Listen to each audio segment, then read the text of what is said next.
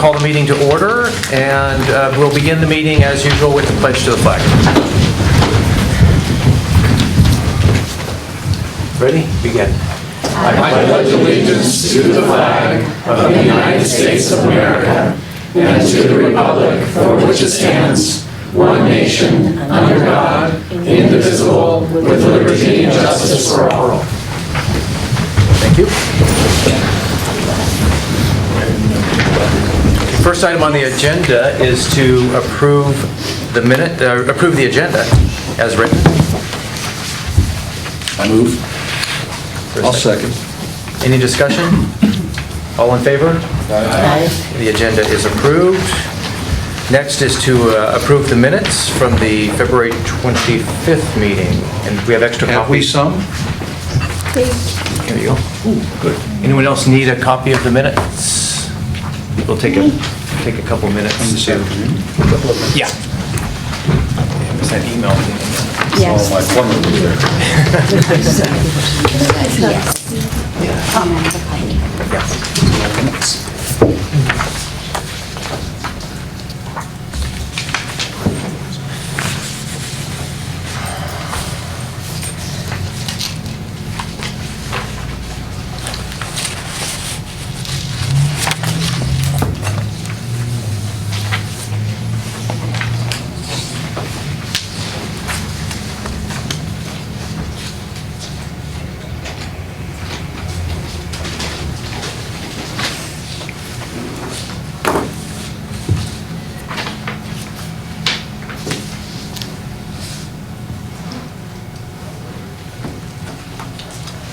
I'll make a motion to approve these terrific minutes again.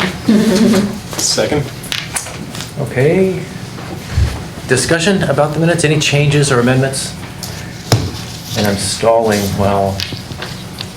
I will say, I used the last months of minutes to flesh out my opinion. So thank you, Mary Ann, again.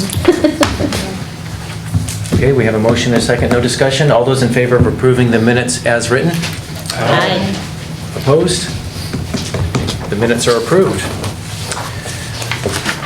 Before we begin, I'd just like to welcome everyone to this meeting of the District Advisory Committee. We've met several times since last October, learning about school capacity and classroom conditions and teaching conditions and other issues.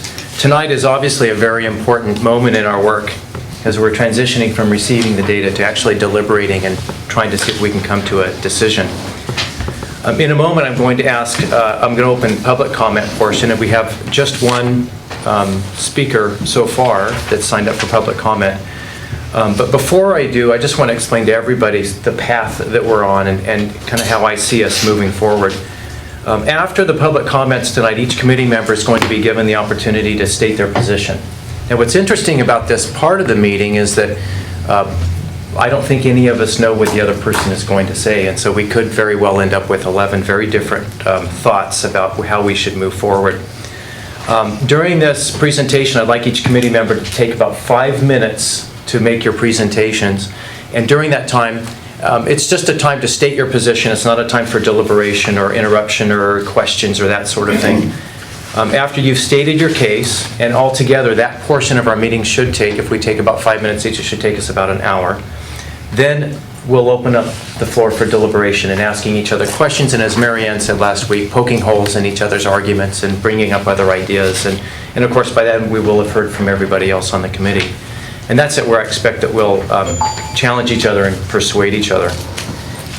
When we reach a majority decision, if it calls for a school closure, we will shortly thereafter adjourn the meeting, and we'll call for a public hearing. The public hearing will be 2 weeks from the night we make that decision. So if we make a decision tonight, then we will not meet next Thursday, but rather we would meet in 2 weeks, and we'd have a public hearing on that recommendation.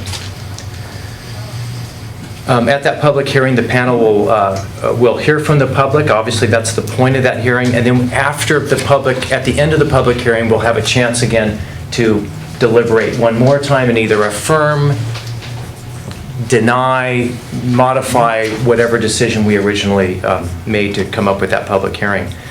Please understand that any recommendation we make is simply advisory. We're just a district advisory committee. and only the school board can make the final decision. So whatever we decide, the school board's going to have to deliberate themselves and come up with an action. So with that, I'll open up the public comments, and our only sheet I have so far is with Jim Churchill. We ask you to take 3 minutes, please. I think I can do that. I think I can be probably less than 3 minutes. Okay. Hi, committee. Thank you for allowing me to address you. I am a co-founder of Food for Thought. I am the one remaining alive and in Ojai co-founder, and I'm still on the board of that institution. And we had a board meeting on Tuesday, and we got a presentation from David about the Resilient Schools, his idea that he's proposing for Resilient Schools. And I just wanted to say, I was not asked I'm not here officially from the board. The board didn't designate me to come and talk, but I am representing what we did at the board, and that is that we heard the presentation. We kicked it around for quite a while, 45 minutes, 50 minutes. We thought it was really interesting, and we like it. As described last week to this committee, we would support it as a use of the school properties. And in particular, we like the idea of using Miners Oaks Elementary as a center for place-based learning. We think that it's ideally located and that it could be a really interesting opportunity for this district to be a leader in California in training teachers in using place-based learning. And if it were the case that Miners Oaks Elementary was considered to be appropriate for that purpose, and if it were the case that there were to be an opportunity for nonprofits like ourselves that work with the district to have office space, we would leap at that. We would love to have our rent go to support the district. And that's my presentation. Great. And I think I made it under 3 minutes. Thank you. Thank you, Jim. Appreciate it. Thank you for the opportunity. And then we had a couple of folks come in while Jim was speaking. If anyone who's just come in wants to make public comments, now's the time to let us know. Otherwise, we're moving on. Beth, are you good? No, I just wanted to listen. You're good? Okay, great. Thank you. Glenn, I did have a question about the process that you put forward, which is, you're saying that we could have a resolution tonight, a recommendation tonight for the board. Uh-huh. However, we talked about having concurring or dissenting opinions, and then we haven't talked about the format of that recommendation. Would it be a motion, or would it actually be like a white paper? What would it entail? I envision the recommendation that we would have to the board to be a motion with a majority vote for approval.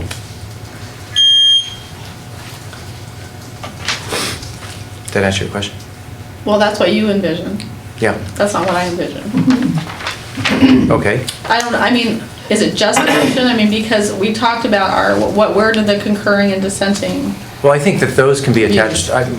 I think those can be attached to the recommendation to the board, but I think beyond that, I think our main goal is to get to a majority. Okay, so the question is, do we close the school or do we not close the school? Or because we all have come with several pages.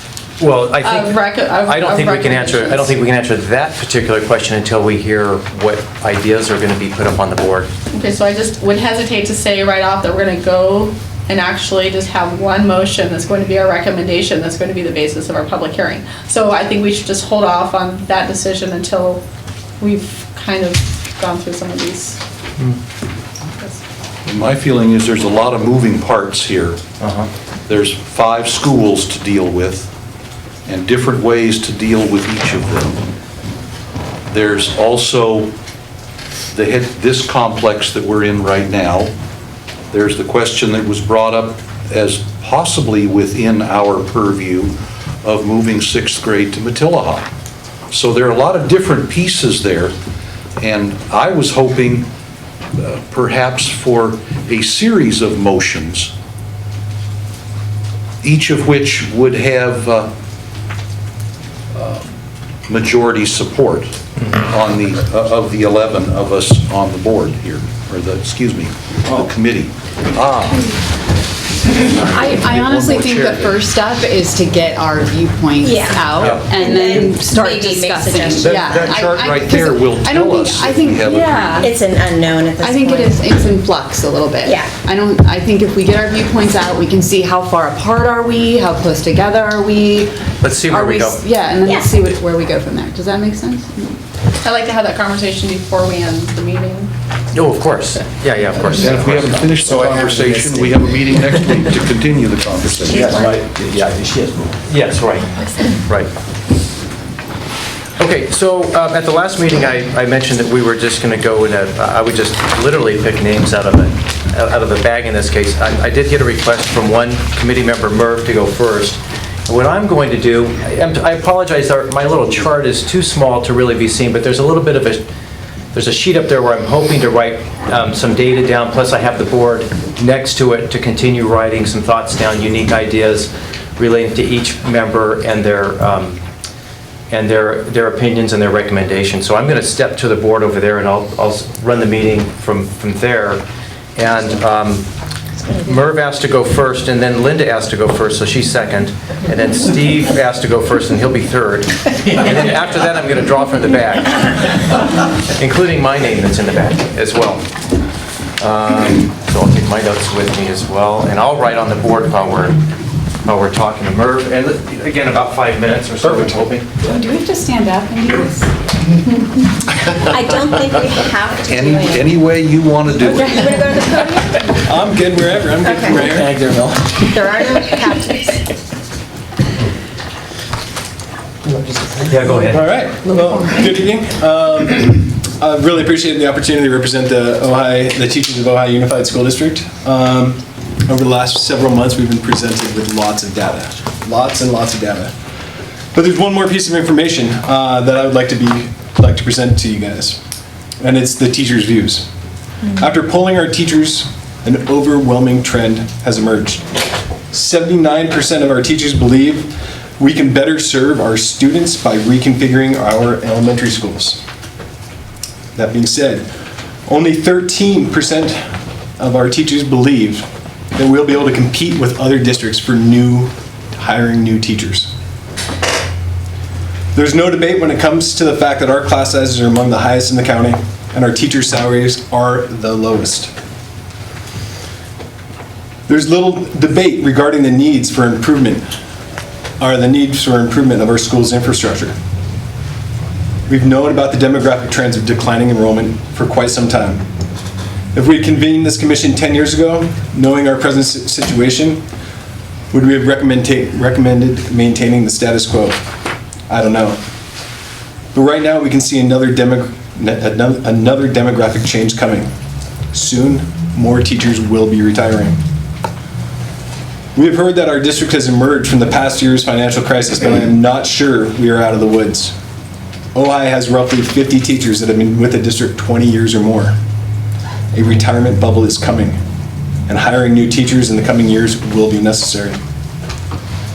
Ojai has already lost several young teachers in recent years to other districts.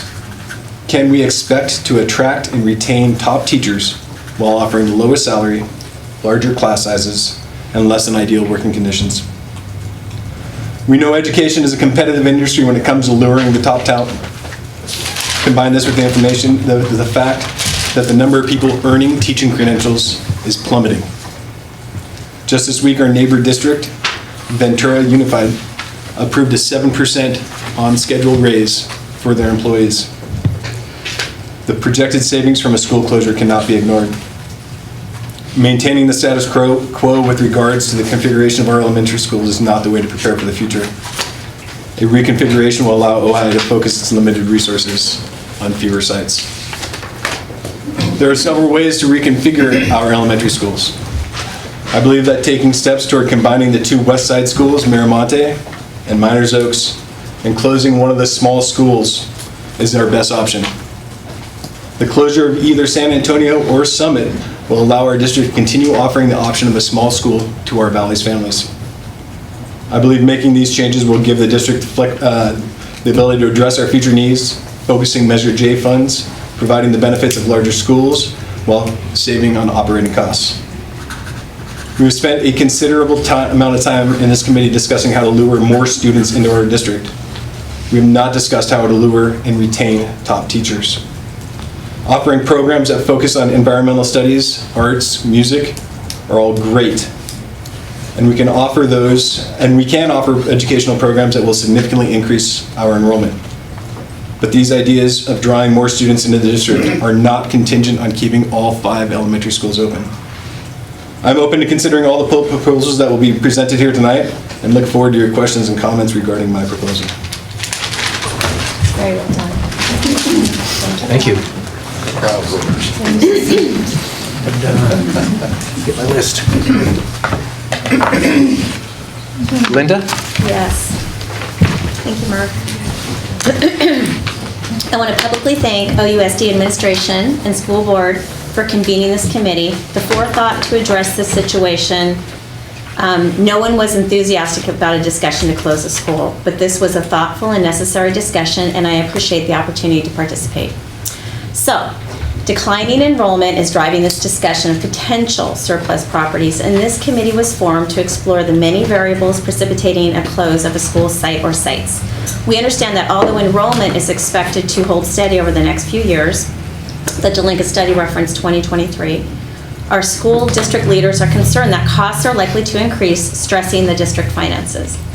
From Andy's comments at the February 11th meeting, if OUSD does not see a spike in revenue, typically driven by enrollment, beyond what was proposed in the January state budget proposal, OUSD is looking at needing to make cuts in the magnitude of $500,000 in the 2017-2018 budget. We are, of course, hoping for an adjusted budget from the governor in May with an increase of funds to schools. As welcome as that is, it does bear repeating that it's not prudent to budget years out, continuing to count on one-time windfalls. With that background in mind, I will share my opinion and then the reasoning behind my opinion. My opinion is to retain all school sites while addressing revenue factors and even repurposing properties and programs, which I'll address in a moment. Firstly, for reasons that aren't quantifiable. As Mr. Loy, I loved what he said when he spoke last week. As Mr. Loy so eloquently put it at our last meeting, we are in a position to preserve these schools. The sites all lend their own cultural contribution to our valley, and I believe one necessitates the need for another. Although all offer a powerful choice academically, artistically, etc. to OHA's families, it's become apparent that Summit School is the cultural center of Upper Ojai and provides revenue through District of Choice, attracting Santa Paula students. San Antonio School is a beautiful setting, has an amphitheater, is historic, and is perhaps our only option in look and feel to a family opting for or looking at private school. Miramonte School is a District of Choice draw for Ventura Unified students closest to Oakview. Miners Oak School is the distribution center for OUSD nutrition services. The breakfasts and lunches we serve on site for our 1,400 plus elementary school students. It also serves as the kitchen for Summit and San Antonio, and as we learned last week, has the potential to be a resilient school and act as a draw for additional DOC. Topa Topa houses the district's communications tower and is situated in the family demographic. Although not quantifiable, these are indeed important considerations. Another unquantifiable is the cost impact of losing inter-district or intra-district students through the closure of a school or schools. Although clearly this cost is an unknown, the number could be devastating. So rather than closing a school, I respectfully submit to the school board a request to explore established and innovative deficit offsetting, really revenue enhancing solutions such as increasing ADA through education and reward, suggestion to honor increased attendance for each school site with certificates and awards ceremony at the end of each semester, perhaps involve local business with donations of prizes for the kids, an ice cream party. Students who are sick or absent will be more motivated to attend Saturday schools, resulting in capturing those days back, and higher ADAs to the tune of $55 per student per day. An example of the impact of increased ADA, which affects LCFF, is from Andy, and these are rounded up numbers. Let's say our district has 2,600 students. It doesn't, but let's say it does. If all students attended school every day, our average daily attendance would be 2,600. We would receive $7,500 per ADA times 2,600 ADA, which equals 19.5 million. Now, if only 95% of students attend each day, then our average daily attendance would be 2470. We would only receive funding for the average daily attendance, so the formula would be 7,500 times 2470 equals 18.52 million. That's a difference of almost $1 million. So, enrollment in ADA can make a difference. Another revenue enhancing opportunity, I guess LCFF and ADA can make a difference. Another revenue enhancing opportunity is to educate and reward increased number of reduced fee applications, resulting in $1,400 per student per year in additional funding for each processed application. And finally, attract higher in-valley and out-of-valley DOC enrollment through adopting programs such as Resilient Schools. I do believe we can affect attendance. I'd like to explore grant writing opportunities to implement new programs to draw more DOC, to increase enrollment, and so it goes. I'm also intrigued by an opportunity to move to a 6th to 8th grade at Matilaha, mainly because of the value in education, with a suggestion to look at increasing space at Matilaha. Again, we didn't explore these costs as a committee. This is simply a suggestion to research moving forward. Thank you. Great. Thank you. So Linda, you are in favor of retaining all schools, and Merv, you talked about the possibility of closing one of the West Side schools and one of the smaller schools. That's correct. Yeah, my little chart doesn't allow for me to sort of make that note, but duly noted. Steve, next. Sure. Thank you. I have just some, I'll call them terse notes. Here's what I recommend school by school. And on the chart, I think it says close/repurpose. It's not just close. It's not just abandon a site.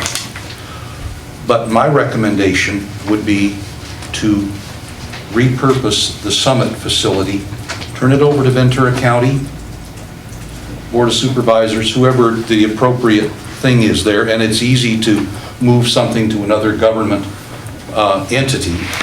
That way, the facility can remain a community center for the 4-H and other groups, and it can continue to exist as a community center for the Upper Ojai. I would also recommend closing Miners Oaks. And I would repurpose it as follows.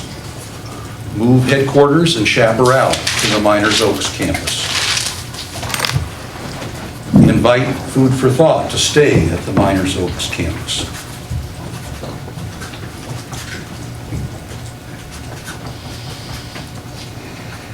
Okay. I would repurpose San Antonio. It could become a magnet school if we wish to have one in the district.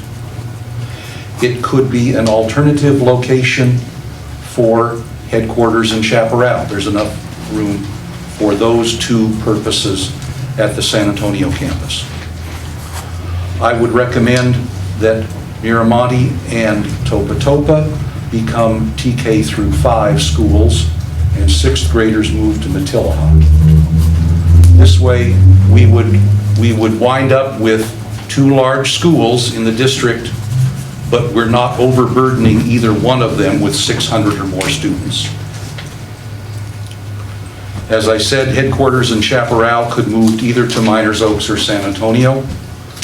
I would also advise removing the fair or poor portables at each of the campuses, even the ones that we're not using, and I recognize that takes some money out of Measure J, but it also means that whatever we repurpose those campuses to, they remain safe environments for whoever's using them, and particularly in the case of Summit, if it remains a community center up there, but not the responsibility of the school district in terms of janitorial and grounds maintenance and all of that, there's still small savings there and lessened liability for the school district.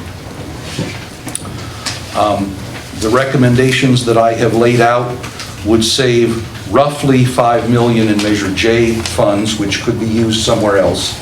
It's about 50%, or I'm sorry, 15% of the Measure J money, less whatever it takes to remove the portables that shouldn't be used. And then we can lease out this campus right here. I'm not recommending selling any property. If a miracle occurs and the elementary school population blossoms here, the school district will still have, with the exception of Summit, if it goes to Ventura County, the school district would still have 4 campuses to use if necessary. In the meantime, I think we should cut back to the amount of, to the kind of student population at each location that makes sense. Dr. Bangser talked earlier about what's the ideal size of a school.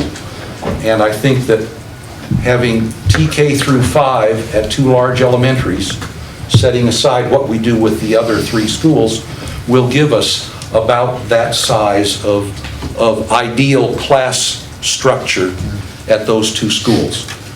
And again, what we do with San Antonio, whether it's move headquarters in Chaparral there or do something else with it, I don't know. As far as Miners Oaks, we can keep the kitchen there if that's an economical way of the district running the kitchen, that's fine. I think the worm beds could move to any school that you'd want to have them at. And I recognize that Miners Oaks is close to the wetlands, or whatever we call them there. If we anticipate that students from schools other than Miners Oaks would be touring the preserve or the wetlands or whatever we call it, then that wouldn't change. Those students would still come from somewhere else. There just wouldn't be the local students that take the tour across the street, if you will. I think that's about it. Great. Can I ask for a point of clarification, Mr. Ellenberg? So your vote, or your plan would include closing Summit and Miners Oaks, and retaining the other 3 and repurposing the other 3's elementary sites? No, I would keep Miramonte and Topatopa and repurpose the other 3.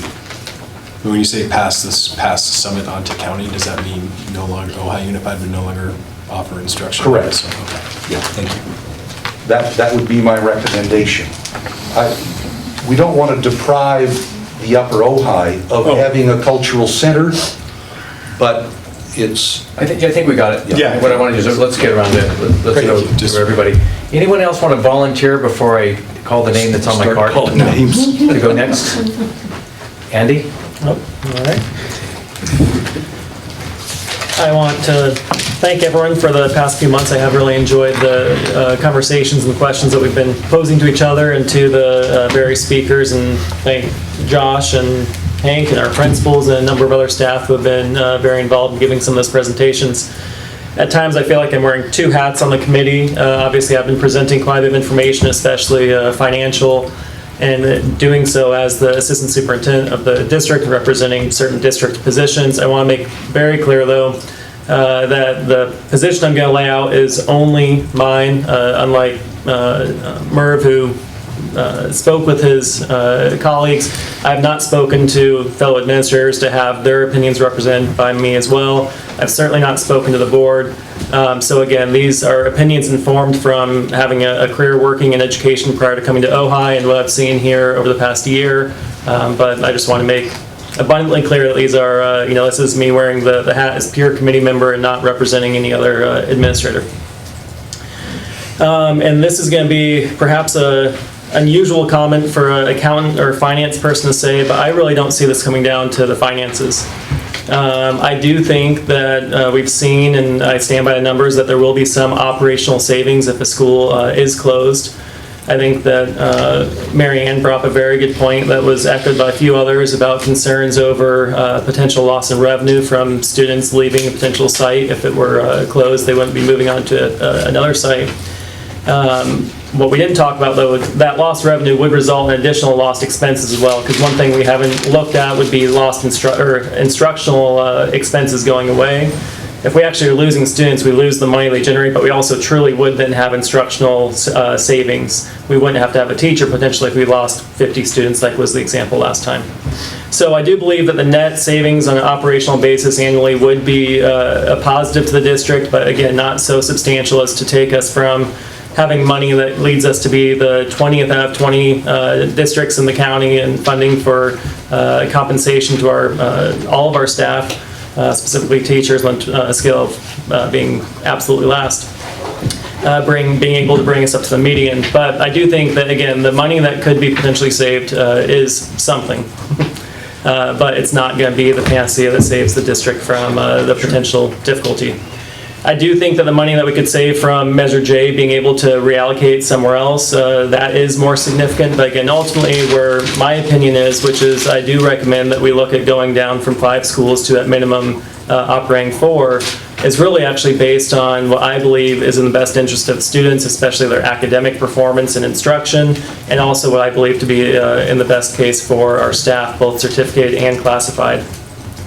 So some of the things that I was looking at and that I heard, and I really appreciate the day when our principals came and did share that the benefits of having larger cohort sizes at individual school sites, that by being able to increase the cohort size, we're looking at fewer combination classes, which we know, while it's incredible what our staff do with the students and how incredible our students are, that we're able to have the success we do with a number of combination classes.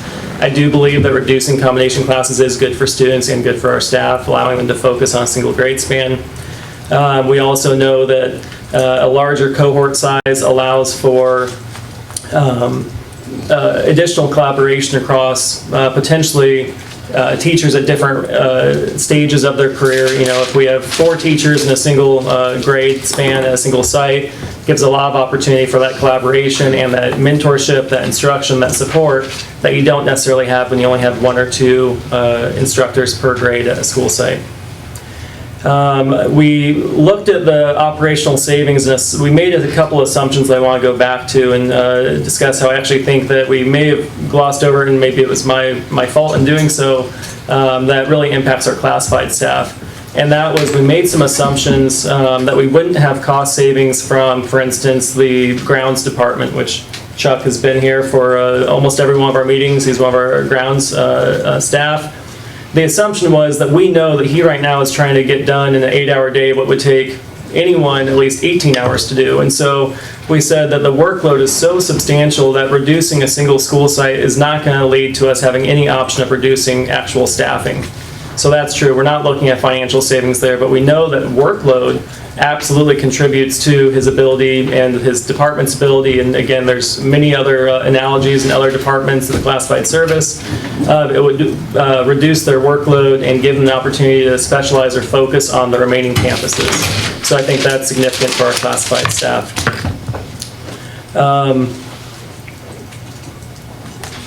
We know that, let me make sure.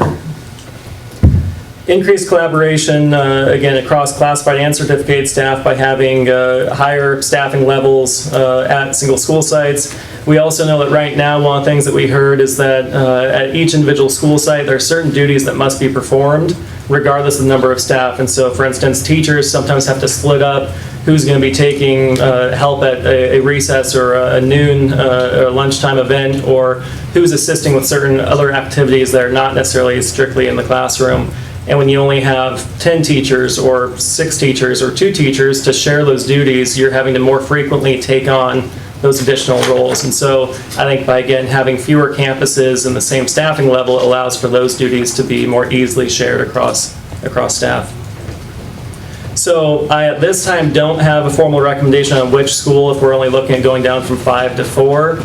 I do believe that I could support Summit or San Antonio closing. I also think that if we're looking at the big 3 schools, I agreed with Merv that I think that we need to look at really consolidating on the west side of town. I would not support closing TOPA. I do think that if we're looking between Miners Oaks and Miramonte, that there are a number of reasons that Miners Oaks does seem more logical to me than Miramonte, although again, I could support either potentially. But to me, some of the factors that mattered when looking at those two campuses were the state of the facilities. We know that Miners Oaks, we heard very clearly, they have greater need and would be less ready to accept more students if there was an influx in students than Miramonte. We also know that there's already the greatest number of students from that residence area who are choosing to go to other school sites, leaving the fewest number of students of the big three at that school site. So the fewest number of students, therefore, would be disrupted by that school closure compared to Topa with almost double the students and Miramonte with 100 more students. So fewer students impacted, the state of the facilities, and the reality that just geographically, I think it makes more sense to keep the further west campus open, which makes it more accessible to Oakview, as well as to the residents in the furthest west end of our district. So that's my current thoughts. Keep the three big ones? No, I'm saying that ultimately I don't know if I feel more strongly about Miners Oaks, Summit, or San Antonio, but I do believe that one of those three at minimum should be closed. With the possibility of more than one. With the possibility of more than one. So just to clarify, you said Miners Oaks, Miramonte, or San Antonio, one of those three? Well, at least one of those three. Okay. Gotcha. Glenn, I'll go next. Oh, okay, Can I Melanie? volunteer? Yeah, you bet. Okay, I wrote sort of a dissertation. Everyone else has been like really short, and I wrote like a speech. Okay, I want to preface my statement by saying I don't want to close any of our schools. I don't want to. I think a case can be made for how each one uniquely serves the Ojai community.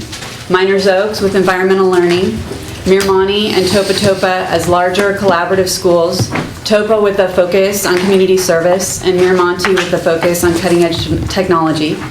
San Antonio as an even smaller campus that is competitive with the private schools, as well as being a draw district-wide for families looking for a very small school option with an intimate learning environment. And then Summit with curiosity-driven learning and as a hub for activities in the Upper Ojai. So where some might see surplus space, I see 5 campuses utilizing all their resources 100% effectively to serve the students of the Ojai Valley. However, we have been tasked with identifying possible surplus space and real property. And if we analyze each campus strictly by the data we've been given, here's a breakdown as follows. And at this point, I'm going to reference documents just in case the community wants to also reference them as well. So document 1 is the school facilities capacity study.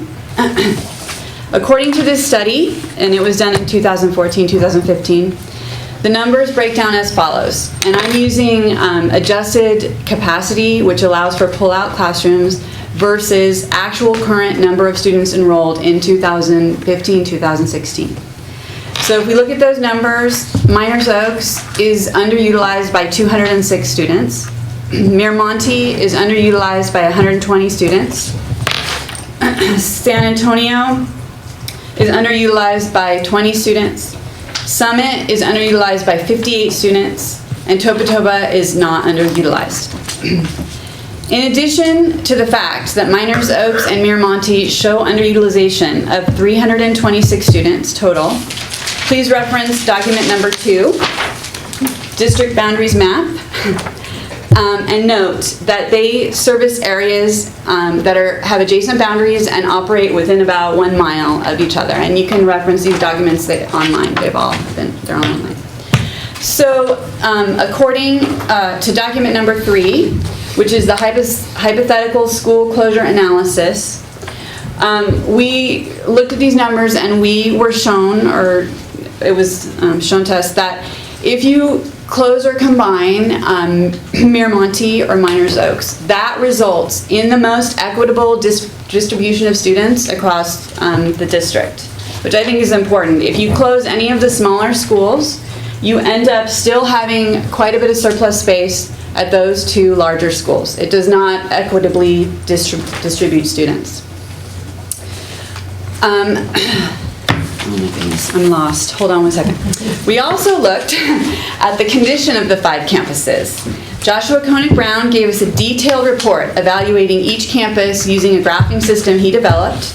Document number 4, document number 5, facilities inspection tool, as well as portable buildings at elementary sites. The condition of each campus is relevant insofar as it would take a significant portion of Measure J funds allocated to any given campus for these repairs. Taking funds that, if we consolidated 2 campuses, could be invested into the remaining 4 campuses. So I just want to give a quick rundown of worst to least. So, okay, worst, needing most repair to needing least repairs. So Miners Oaks in need of the most repair, Topa Topa 2nd, Summit 3rd, Miramonte 4th, and San Antonio finally 5 as needing the least repairs. Finally, we discussed how much money the district would save annually closing a campus. Please reference document number 5, elementary school consolidation savings. Closing one of the larger campuses results in the most annual savings for the district, a net amount of $226,659. So to conclude, yes, it's been shown that the district has surplus space and unused real property, most notably at Miners Oaks Elementary School. So if I were to base a recommendation on data alone, I would recommend the closure of Miners Oaks and those students be consolidated with Miramonte. However, I am not convinced that there's enough evidence that the closing of a school results in a significant amount of savings to the district to justify the potential harm it could cause the families of the area that would be affected by such a closure. If closing a school resulted in just 25 students leaving, that is a net loss of $203,000 LCFF dollars, which means essentially we'd save $23,000. And if you close one of the smaller campuses, there's a potential for a net loss to the district of LCFF funds. Since, according to document number 6, Delinka Group Study, sorry, that's annoying, isn't it? There is no immediate drastic decline in enrollment projected. I would love to see more time invested in how we might make each of the 5 schools serve the students of Ojai Valley even better than they already do. Okay. So right now, your recommendation is keep all 5? Or I would probably support the consolidation of Miners Oaks and Miramonte. Okay. Ideally, keep all 5. Okay. Well, I'm not sure how to write that. Dimitri, you're up next. Okay. I guess my thoughts are more, from an emotional standpoint of it all, coming to the committee late in the game and getting all the information, and also having a great many years of experience working on these campuses. I personally feel that the whole Save Our Schools move, it feels like it's hasn't been accomplished and it's failed. I hate the fact that we've got all this tourism coming in and money coming in and $17 martinis, and we got these raggedy ass schools. All of them are in disrepair in one way or another, and they're going to take a significant amount of money to fix them, all of them. From what I've seen, I don't think in closing a campus, you lose a great deal for the community. It doesn't seem a whole lot of savings money-wise. So no, first of all, my first thought is no, not to close any school. My thoughts always come back to the first meeting that we came to, and there were 2 comments that were made. One was about perception, and the other was competition between the schools. I've got 2 little anecdotes about that. So one was, this is years ago when I was waiting tables in New York, and I came across what is now called the Real Housewives, a bunch of Long Island ladies having lunch, and I was standing, it wasn't my table, I was standing there, and I heard this one woman say to all the others, never, ever skimp on plastic surgery. So if we have this money to spend on these schools, are we just going to make Band-Aid repairs? Or are we going to take a school and really make it an exceptional school the way it ought to be, a competitive school? Because this little valley is filled with all kinds of educational opportunities. Yes, it is competitive, and OUSD has to be competitive with all of the other schools here. So whatever happens, if a school is closed or not, how are we going to make the remaining schools step it up? And that really is making the facilities excellent, putting in whatever kind of academic things, arts, whatever it is, to make it exceptional. Because it isn't there, not as much as it should be. I've seen this decline over 15 years. The other, as far as perception, for me, when I raise money for my children's program, I do it particularly, my people who give money to my causes, most of them don't have children. They don't like children. They don't want children. They don't want to be around them. But they will give money to a good cause if they feel it's important for the community. So a question I have is, we've got Measure J. Can we have Measure XYZ and get more money to bring these schools up to par? I think that as far as the guidelines of how we're going to go through this committee, it says we have to do everything we can, answer every question before we even come to the point of closing a school. I don't think we've done that yet. I think there's much more information that needs to be had out there, and there's much more effort to make these schools better. We talk about grants. There's lots of money out there. Do we have anyone in the school district that is hired to look, search, seek out those grants?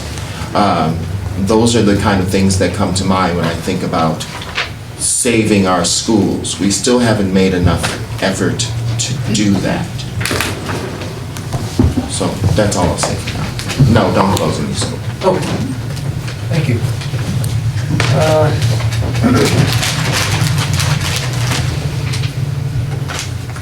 Gabby? Okay. Well, thank you everybody, because I think I'm a little bit slow sometimes, and then for the patient when I speak, and maybe have a little wild ideas from time to time. I have to say that I feel a little bit overwhelmed by trying to make this decision. As of last week, I thought I was sure that the better option, it would be to close Miners Oak School, because it has less students, because it needs more repairs overall, and I'm not sure about the academic impact or academic results that they have compared to the other schools. But it is the school with the cafeteria that serves all of the other schools, and also it has the program that David presented last week that is used by other schools too. So that is important. Also, I have the perception that if we were to close Miramoni schools, then we have more risk of losing the interdistrict students from Oakview or other areas in the other side of town. So, also, I find that Miners Oaks and Miramoni, they both host the CDR programs, that is the preschool program. I would like to know if we were to close one of the schools, if the other school will be able to provide the same program for the community, because that is important too. And then it will be enough room on campus to support a bigger program, more students, and have the CDR included in the program.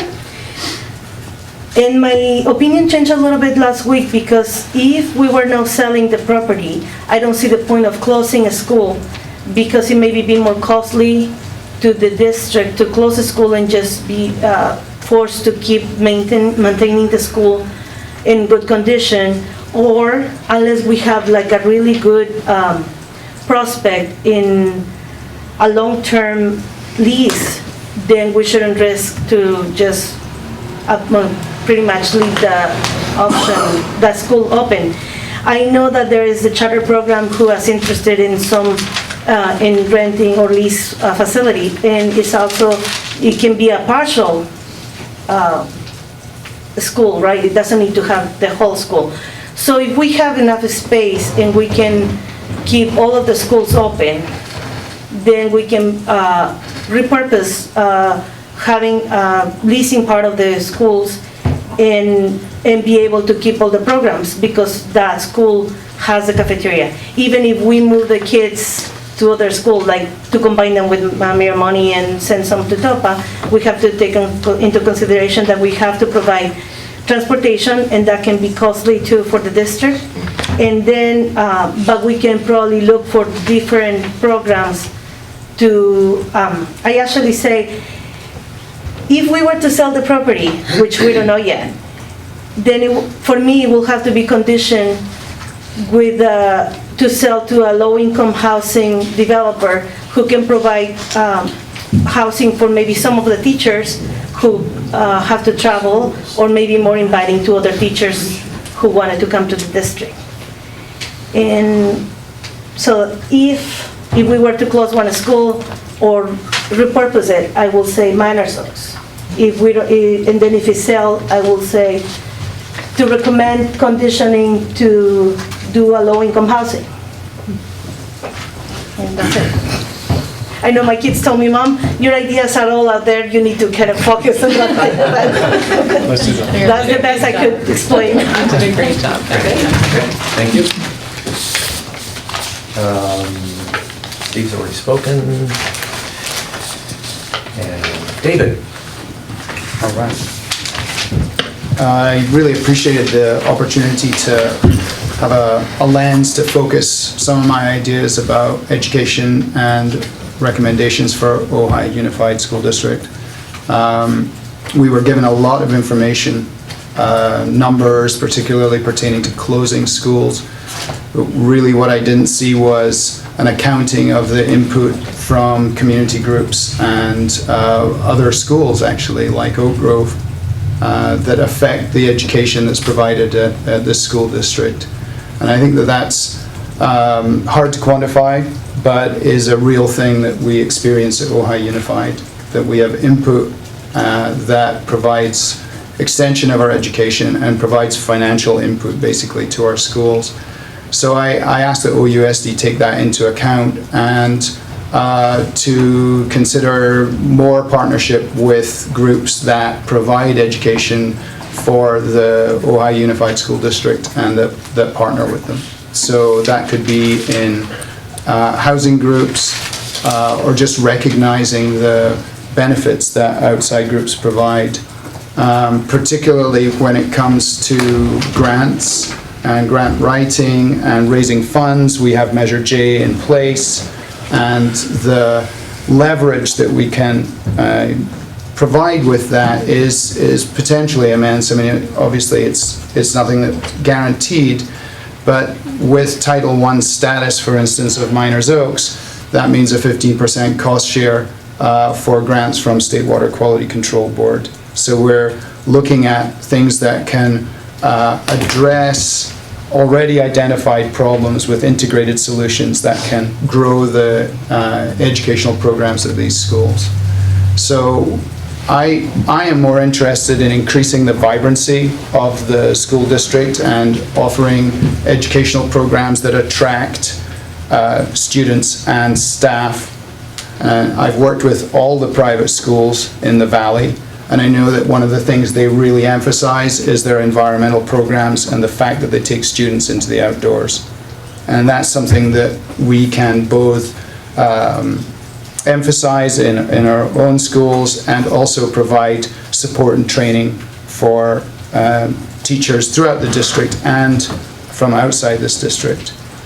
And in particular, as I made in that speech I gave last week, Miners Oaks, because of its location, is a tremendous facility for environmental education. I know it's the one that has the most repairs required on its facilities, but I really want you to consider the potential of partnering with groups that can provide input and can add to the money that already exists for improving that facility.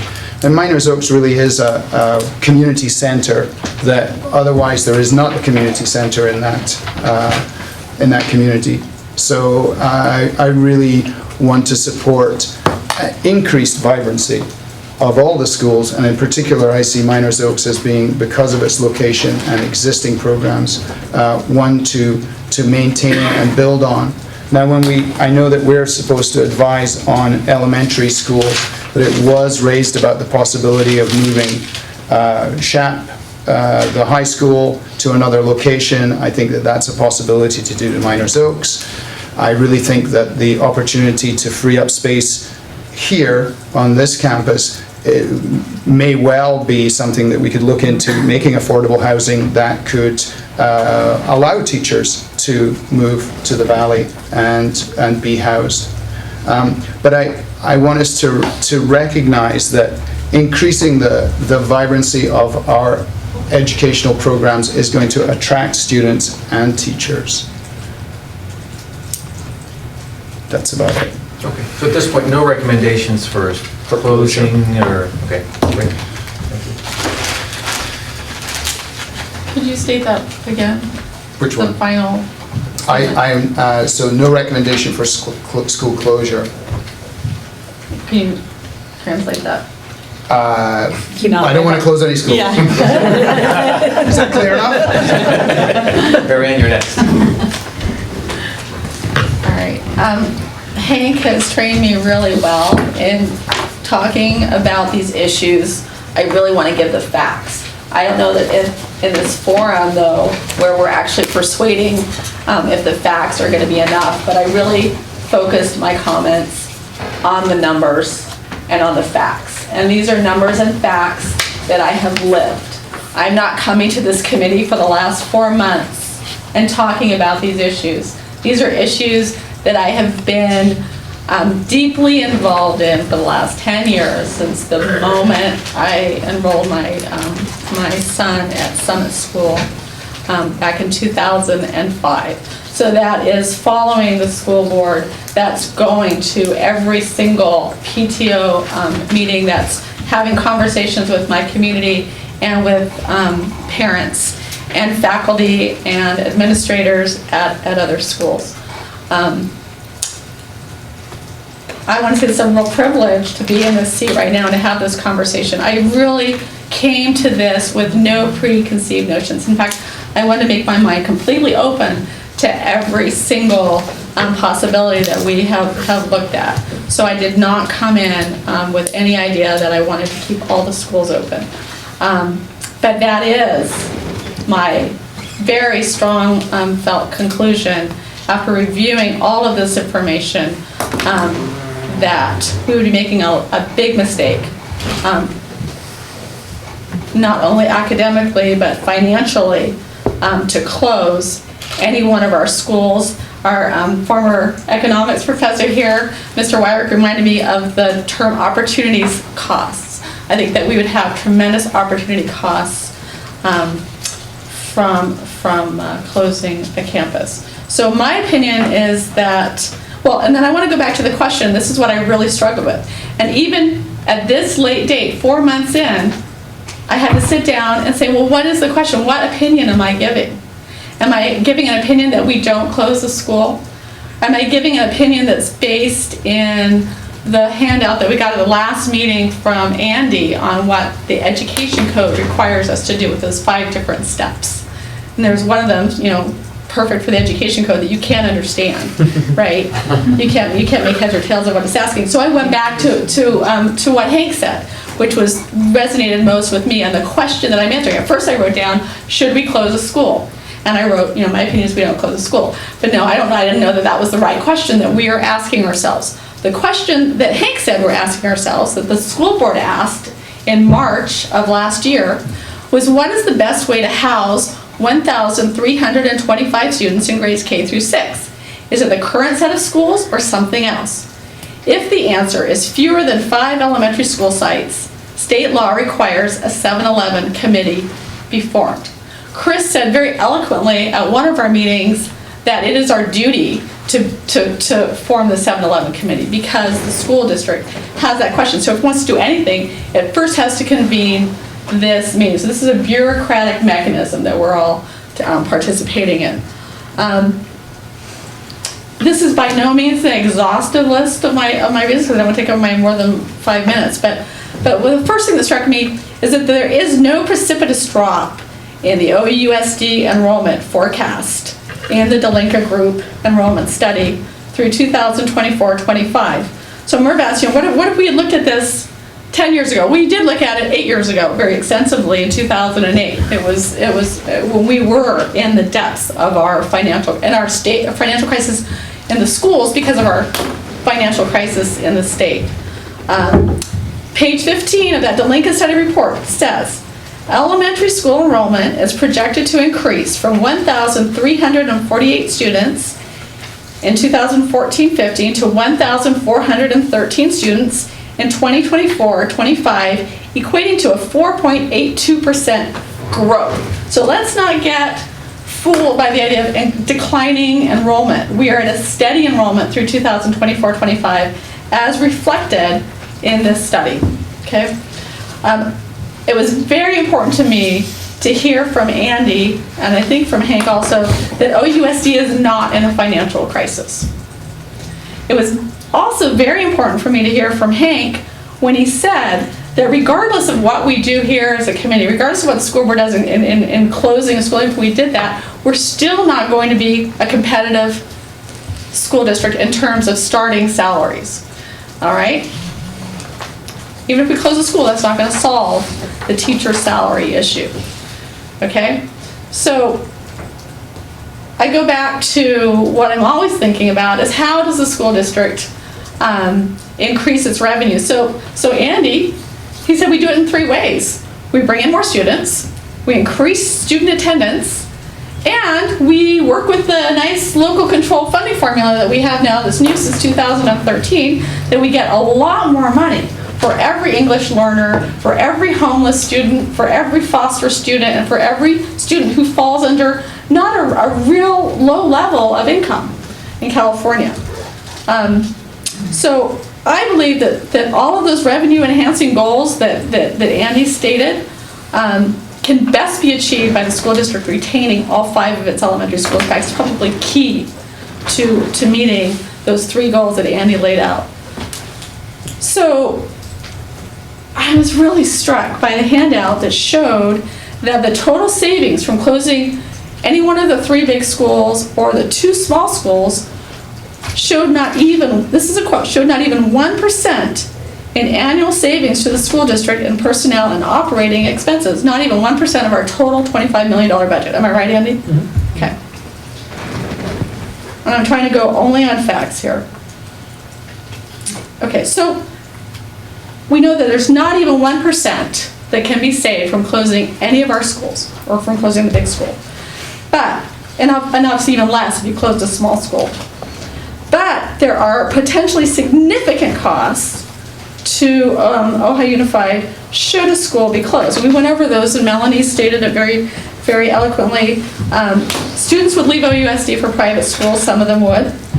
Current inter-district students would return to their school districts or residents, some of them would. And we'd be foreclosing some opportunities for OUSD to attract more inter-district students. There would also be the potential of a charter school forming as a result of the closure of a school, which would further decrease OUSD enrollment. So I'm going to speak right now. I was chosen as a representative of my community where I live, which is in Upper Ojai. So I'm going to speak very specifically now to Summit Elementary School. So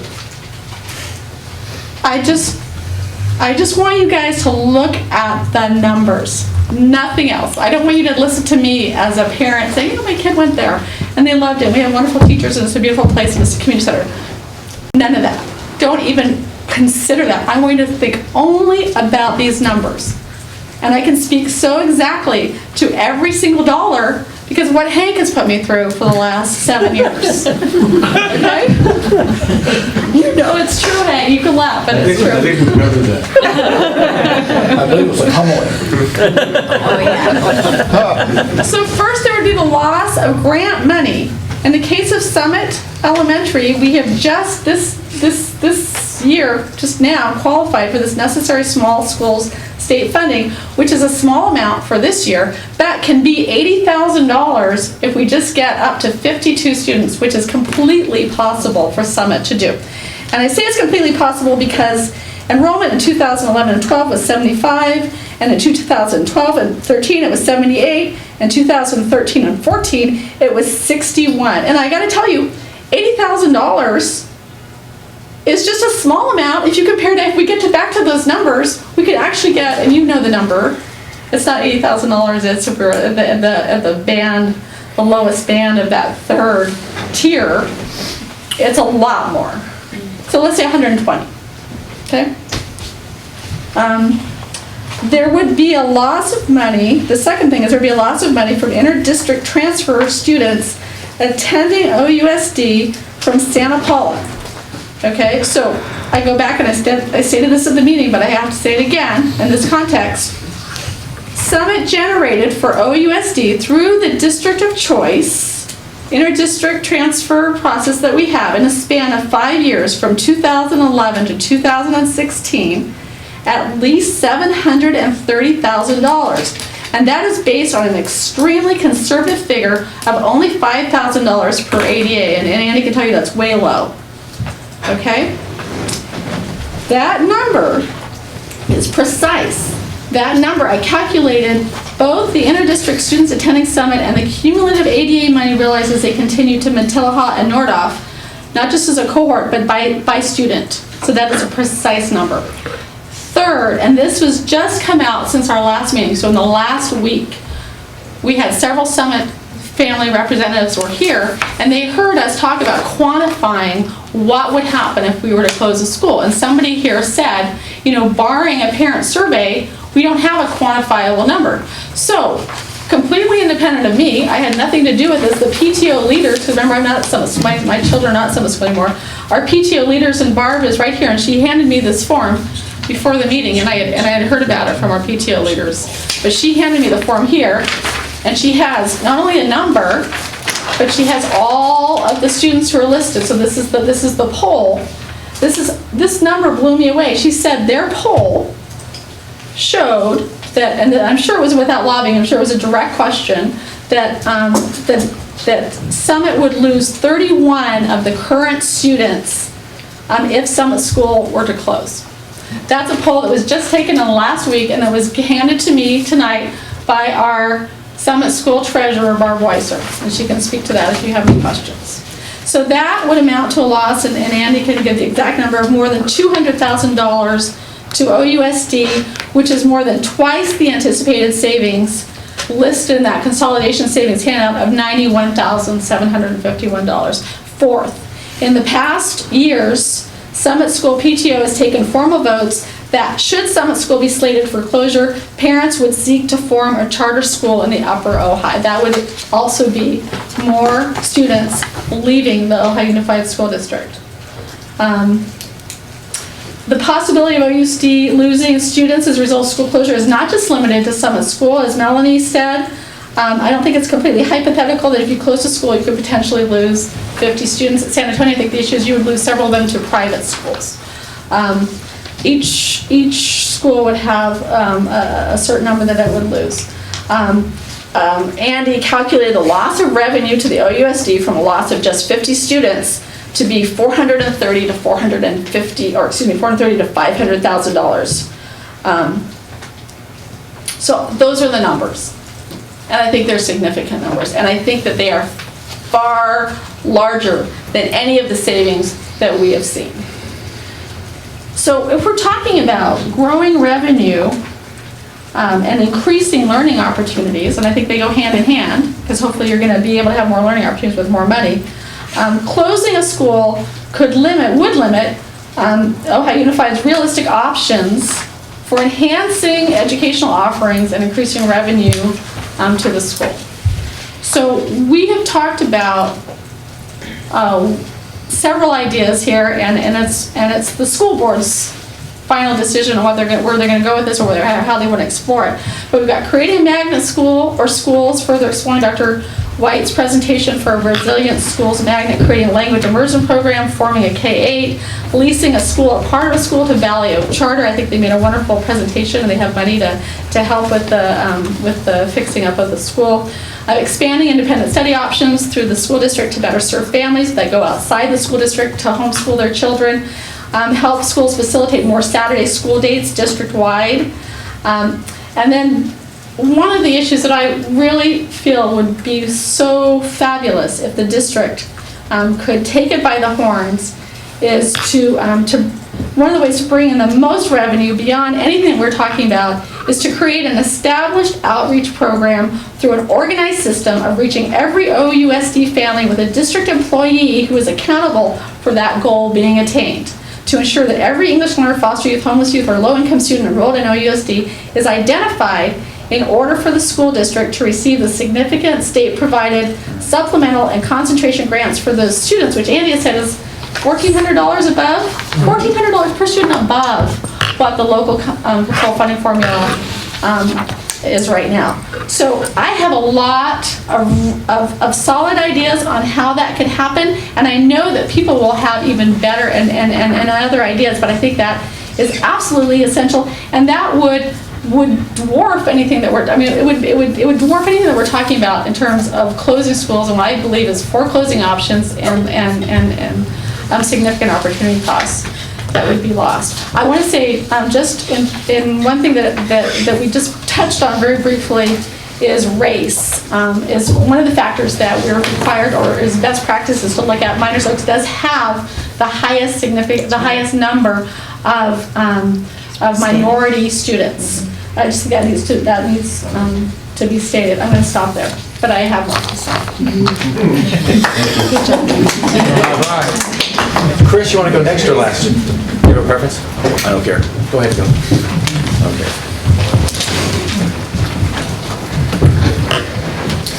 Well, I'll start with a rather depressing outlook for our school district and actually as an extension to our society in a wider view. And so I think within business as usual, which we have all seen that we can maintain for the time being, I see I see the long term, which has to be taken into view when we're dealing with public property of this kind, that I see, even though there's might some stabilization by our projected enrollment, okay, and even then small declines can have a large marginal effect, as she has pointed out. But what I see is that it's going to basically stay the same. So we're not really going to rescue the school, or not going to, save this, kill the schools as well. We have an aging infrastructure. Measure J is not enough, and we must leverage every bit of those funds as much as we possibly can. So with no significant projected growth in enrollment, with teacher salaries second from the bottom rung in the county, no affordable housing for young teachers and families, and no reasonable expectation of significant and consistent long-term increases in state and federal funding, the future with business as usual, I see as one long, steady decline. First in the infrastructure, then in teacher recruitment and retention, and finally in the quality of education itself to this community. And there's much more to be concerned about. At a macro level, I believe that we will see massive, fundamental shifts in the structure of our society and the world in the coming decades. In many places, these shifts are already underway. As one person said, the future is already here, it's just not evenly distributed. And the world, and everywhere, there are factors at work that are not the subject of our mainstream political discourse or political processes. The role of the educational system in facing the challenges coming from these changes has never been more critical. I can elaborate much more on this if anybody dares to ask me. Therefore, what we do with our physical assets, our building, but more importantly, the land itself, is pivotal to our success in halting and then reversing this decline, and ultimately, in the long term, meeting the challenges facing all of us. We have learned, and I won't elaborate more on this, where the funding currently comes from and how we can currently increase it without much difference, and that is increased enrollment. I couldn't agree more with David, and invigorating the community involvement and integration into the school districts. I think that's critical for all kinds of reasons, not just financial. to a lesser extent increased attendance and things like that, and maybe some demographic shifts, I don't know, have very little control over that. So we should make every effort to increase enrollment, particularly through inter-district transfers through programs that attract students, to increase attendance, such as Saturday schools or parent education as to the importance of attendance, but we need to utilize our assets to find other sources of revenue. And while we have very limited control or effect on demographics, there are things we can do to influence that as well. However, all these factors interact and are independent of one another, and so what we do in one area will undoubtedly affect another. So we must find other sources of revenue, and the biggest factor we can affect right now is utilization of the district's property now and for the long term. So with all that we have learned and processed, taking into consideration both the objective and the subjective considerations and attempting to achieve some balance between those two, my present recommendations are: number one, we do not sell any property. That's a short-term fix. Given the property values estimated last week, the sales revenue would quickly be dissipated, and all future options regarding those properties would be lost. Second, close San Antonio School, and we can begin by offering the site to Valley Oak on a long-term basis, such as a ground lease. Students from San Antonio will be reassigned to Topa Topa by a long-term ground lease that would provide incentive and support for Valley Oak to put a capital investment into the infrastructure, thereby allowing Measure J money now allocated to the site to be shifted to Topa Topa and Summit. Excuse me.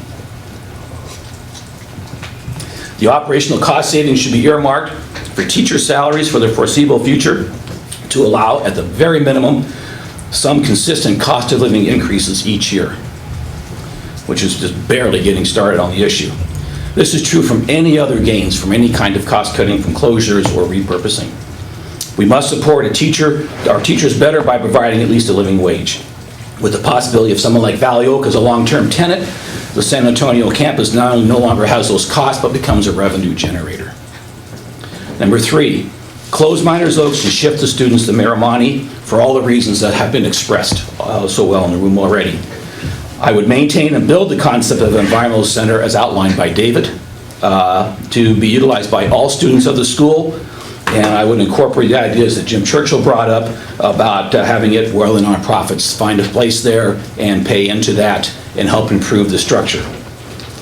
And this concept of centers, both there and at other campuses, need to be more fully explored, including the property we're sitting on right here. There'll be a reallocation of some Measure J funds to Miramonte to do that. You can keep the kitchen there if you want as well, if that makes logistical sense to do so. The closures of the two schools will allow Topa Topa and Miramani to gain the advantages of the larger schools that have been presented, including the classified impact. Number five, close the district offices and move the administration and chaperone students to Miners Oaks. Again, whatever net cost savings are realized from the closure needs to be allocated to teacher salaries. Number six, move the transportation center to Miramani as it has the best highway access. Number seven, keep summer school open. It fills a unique role, has the potential of being a net revenue generator, and has the potential to be used for other complementary district purposes as well. Even if Summit at some point ceases to be, it creates a loss, it's still important to keep open as a public service and for future options. And I see that sort of like the role of the post office. You privatize the whole mail service, then the rural routes go away. So public schools have an obligation to serve those kinds of areas. Number eight, although there are some good arguments for creating a 6th through 8th grade school at Matilaha, I recommend against it as the cost of the shift will negate any short-term gains from closures, and successive short-term gains are important to ensure the long-term gains. Number nine, as for the district property, I think this is one of the keys for taking better control of our destiny. I'm not in favor of spending time trying to find some lead tenant. I think that's a waste of time. It's not reliable, and you can't control the situation. What we need is to develop the property ourselves as a district, perhaps with some form of public-private partnership to do so. The most pressing developmental need is for affordable housing for young incoming teachers and their families. We need this property to be the center of community involvement for the district. We need to take charge of developing this property with the core of that development to be affordable housing, first for teachers in need of the same, and secondarily for young families who otherwise can't afford to be in Ojai. In addition to offering a needed capacity to enhance teacher recruitment and retention, The rents can be a net source of net revenue to the district once the property is developed. There are other potential ways to develop the property in addition to the housing core that can be explored, such as an art center and an enhanced venue for community gatherings and events, with the possibility of revenue-creating activities as well, and many others. This core use would create and support other opportunities for innovative and effective use for the balance of the property. The first step would be to change the zoning to something along the lines of village mixed use to accommodate a variety of uses and integration of community use. And then number 10, finally, these changes should be implemented immediately beginning next school year. This has been talked about for years now, and actions need to be taken. There is something about action that creates an energy of itself and creates opportunities. And I wish I had brought the quote. There's a famous quote from a Scottish explorer talking about the magic of taking bold action and how that opens up everything for you when you do it. So I think that this has been dealt with for a long time and it needs to be acted on. There are benefits that accrue from that that cannot be quantified but are very real. So at the heart of this is to invigorate and expand the role of our public schools in building community. We're all in this together, and it's only through the building of community and by the integrating the resources of the community into education are we going to not only make it through, but have any chance of thriving. I'll end with this. At a Trails conference last year, I listened to a presentation by a nonprofit named Learning Landscapes. This organization has done great work in connecting students, community, and the environment through some trails that they built, the school built, in Northern California. The presenter, who was the founder and executive director, started with this statement. Our schools represent a community commons. It is where everyone's kids come to learn. It is where all political, religious, social, cultural, and environmental values meet and melt into the collective desire for a good education for my kid. It is where kids pick up their societal and cultural values. Schools provide a true meeting place of the community. The idea of harnessing the power and position of public schools to build community is one that has been a source of much discussion in my home, and in many ways has redirected my life. And this warm, fuzzy, but nebulous concept of community will become increasingly important in the coming years and the decades and into future generations. And there are many reasons for this. I'm in favor of the resilient school community concept introduced by David last week, but I feel the concept goes much deeper and by the necessity to reshape all aspects of education. When I see that things must change and therefore will change, then I advocate taking responsibility for how that inevitable change will manifest itself. In other words, you create the future, you don't let it happen to you. Thank you. And I'm last. So I appreciate the chance to take my 5 minutes. No one else has. All that time spent on timing it to get it down to 5 minutes. Well, I appreciate the amount of time that the committee, that we've all put in reviewing the data and options.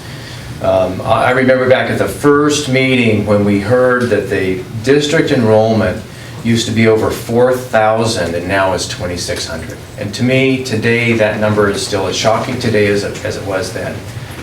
And we've learned that enrollment continues to decline with the population expected to bottom out next year, 2016-17, at the elementary level. And more importantly, we've learned that the projections don't reveal any significant increase in our student enrollment, at least through the years of the study, which is 2024 and 2025. We recently passed in Ojai a $35 million school bond. Wow, that sounds like such a big number. But in fact, the writers of the study in support of the bond said we need $100 million if we're going to do it right at all of our school campuses. So the need for facility repairs so far exceeds our resources. To me, one of the more surprising things that happened during our study was that we had principals come in and tell us that in many ways they would prefer to have larger schools so that they could have more sections per class, per grade, than what we have right now. I know, having gone through Miners Oaks with my daughter, that it was often a full class and a half class. A full and a combo for most of the grades. And so having greater population in each grade means that we can maybe have 4 sections of a grade. That not only is better for the kids because it means fewer of those dreaded combo classes, but it also means better collaboration between the teachers, better assignment of students to their specific ability levels as well. Very interestingly, we learned that Valley Oak Charter is looking for a place to live because they're stuck on a property that they've bought because of a water issue, and they are in a property right now that apparently is up for sale. I can't help but feel like that we would like our school district, or we view our school district as richer than it really is. After all, we live in Ojai, which we view as this magical place, but in fact, we live in a pretty poor community with a very poor school district, especially after the effects of declining enrollment. Our teachers are 20th out of 20 school districts in Ventura County in compensation, dead last. And that cannot be ignored. And I know that whatever actions we take won't suddenly fix that, but I think we have a responsibility for doing anything we can to bump that up. I know that within this school year, Ventura and Oxnard High School District have both given their teachers 7% pay raises. That puts us just that much further behind. And if we have how many teachers that we know are going to be retiring in the next 5 years, how do we recruit the best teachers when they can be down the hill making $25,000 a year more than what we offer here? I actually had some data that I wanted to show. This is just kind of part of my thought process that reminds me of. One of the other interesting facts I found out was that the average price of a home sold in Ojai in 2015 was nearly $850,000. That's a 31% increase over just 2013. So in 2 years, it's gone up 31%. So I don't know how our teachers can ever afford to live up here and be paid so far down. I'm reminded of lobster in the pot with the heat turned on low. The lobster's comfortable, it's kind of nice and warm in here, but the pot's getting hotter and the lobster doesn't notice that the temperature is getting hotter because it's happening so slowly. When we reach the boiling point, when our teachers start retiring, how will the district compete when we have the lowest salaries and one of the highest housing costs in the county? And it's not just about the teacher salaries. We have to also ask ourselves, how can we create facilities that serve our kids when we only have 35 cents on the dollar for needed improvements?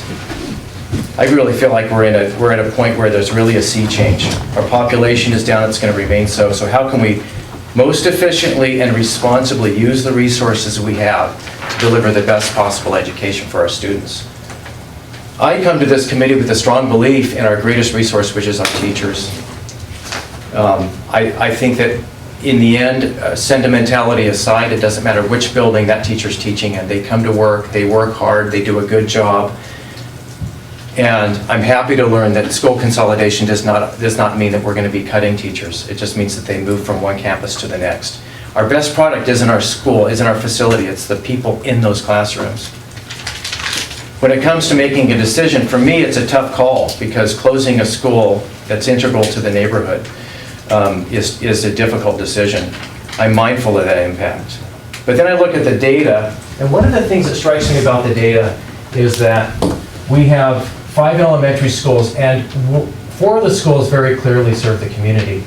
To me, San Antonio stands out. We have 155 kids at San Antonio.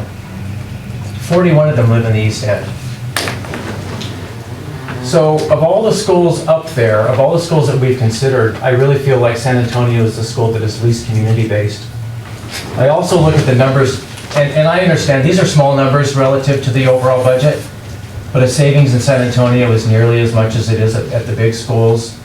The Measure J savings, if we don't go in and do the repairs that are allocated for that school, that's nearly $2 million.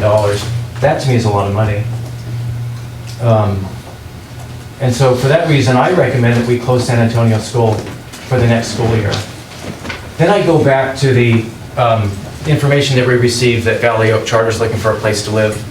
And I think that I'd like to encourage the school district to talk to Valley Oak about a lease at San Antonio. Looking ahead, I'm curious to see what happens if we close San Antonio. How many kids from that are going to San Antonio now maybe end up at the top of the hill in Upper Ojai at Summit? Maybe that helps Summit become more viable by doing that. So I don't recommend closing Summit at this point, but I do think that the Summit parents are right to be concerned, and I think that if the numbers don't go up at Summit, we have to look at that school for the 2016-17 school year. I am not sold on the concept of 6th grade moving to Matilahan, so because of that, I don't have a recommendation in that regard. So my recommendation at this point is to close San Antonio, try to enter into a lease agreement with Valley Oak, and that's my 5 minutes. Now, before we begin deliberations, can I just ask a couple points of clarification? Chris, did you say, you didn't overtly say it, but you mean to keep TOPA, right? Yes. Yeah. And did you say Miramonte as an environmental? No. No. Miners Oak stays the environmental center that services all the schools. But it's a closed. But it's a closed campus. It's closed campus and I'm environmental. suggesting that the DO and Chaparral move there. We make it we keep the environmental center concept that David's proposed. Okay. We incorporate other nonprofits, etc. Okay, yeah, okay, gotcha. Gabby, did you say maybe close? I say maybe closing Miners Oaks, but keep it as rented to Valley Oak, possible rented to Valley Oak, and maybe open up to other, like different arts or activities for the community. Okay, thank you. Okay, so before we open deliberations, I just want to remind you of sort of how the motion process works as we go through this. At any point, anyone can make a motion. The motion is not discussed until I have a second. Once we have a second, then we open it up for discussion. And then after discussion is exhausted, I'd like to get a vote on it. I would like to do, we try to handle one motion at a time. So if we morph into some other motion, I'm going to stop you and say, let's dispense with the motion that's on the table. So just want to remind you about that. And so comments? Well, yeah, thoughts? I think what's key, and we're going to run out of time, but I think our process is absolutely key to what our recommendation is going to be to the board. So I don't agree with just having a motion.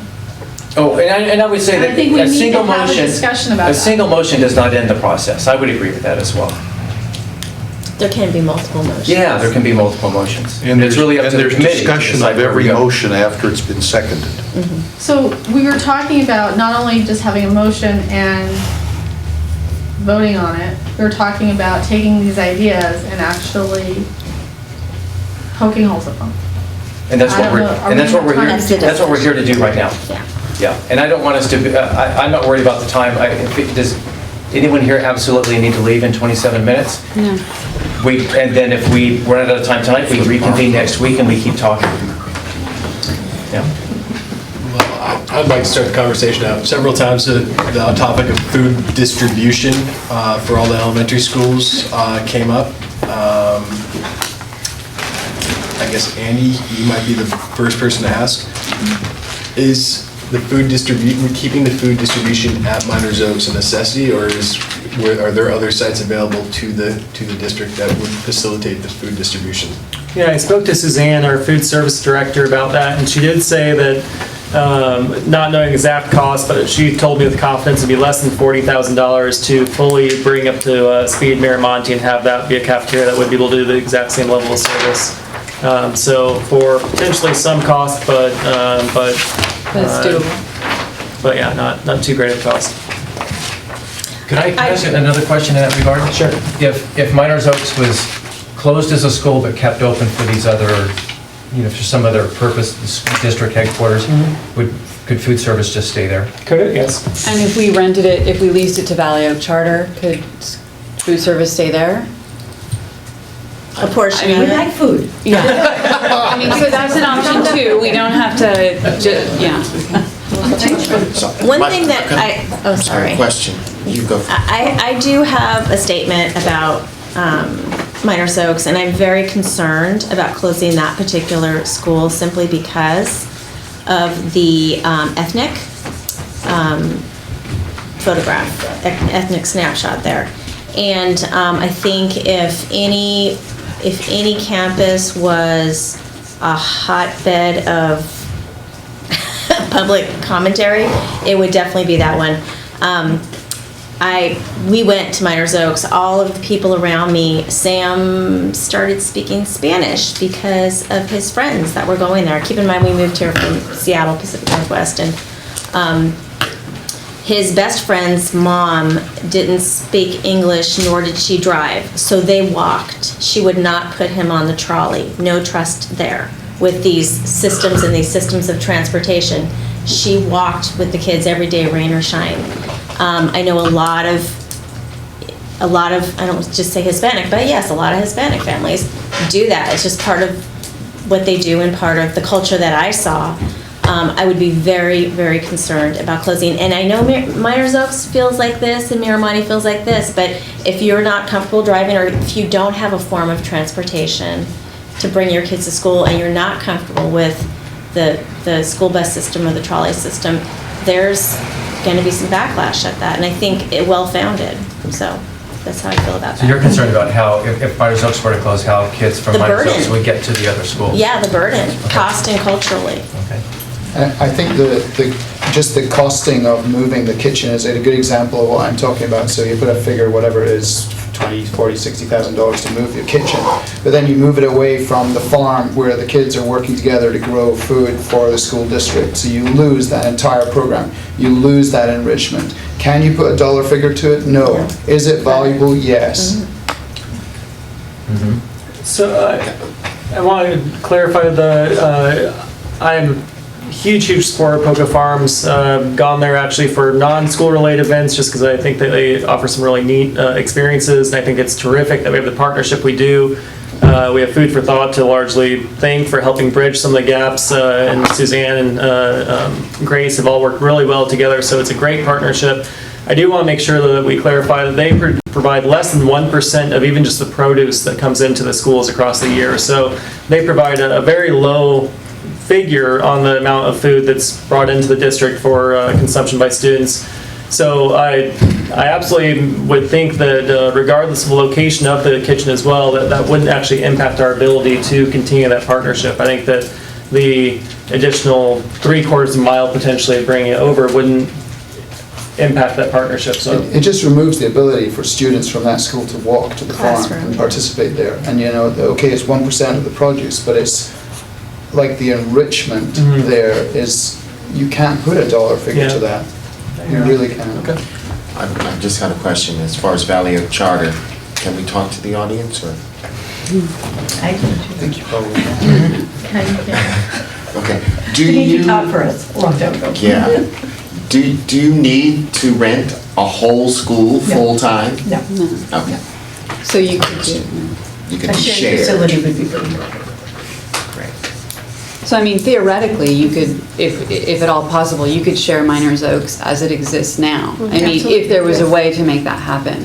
So then that would be one of those ways in which you would increase vitality to the district rather than take away a school and decimate vitality. Because I think if everyone's looking at San Antonio as the next option, I mean, I just think you have a hard time supporting that with data, and I think the problem with that is you're going to have a greater community backlash if you can't statistically support the decision you make at all. Like, they're not suffering in enrollment, they're increasing enrollment.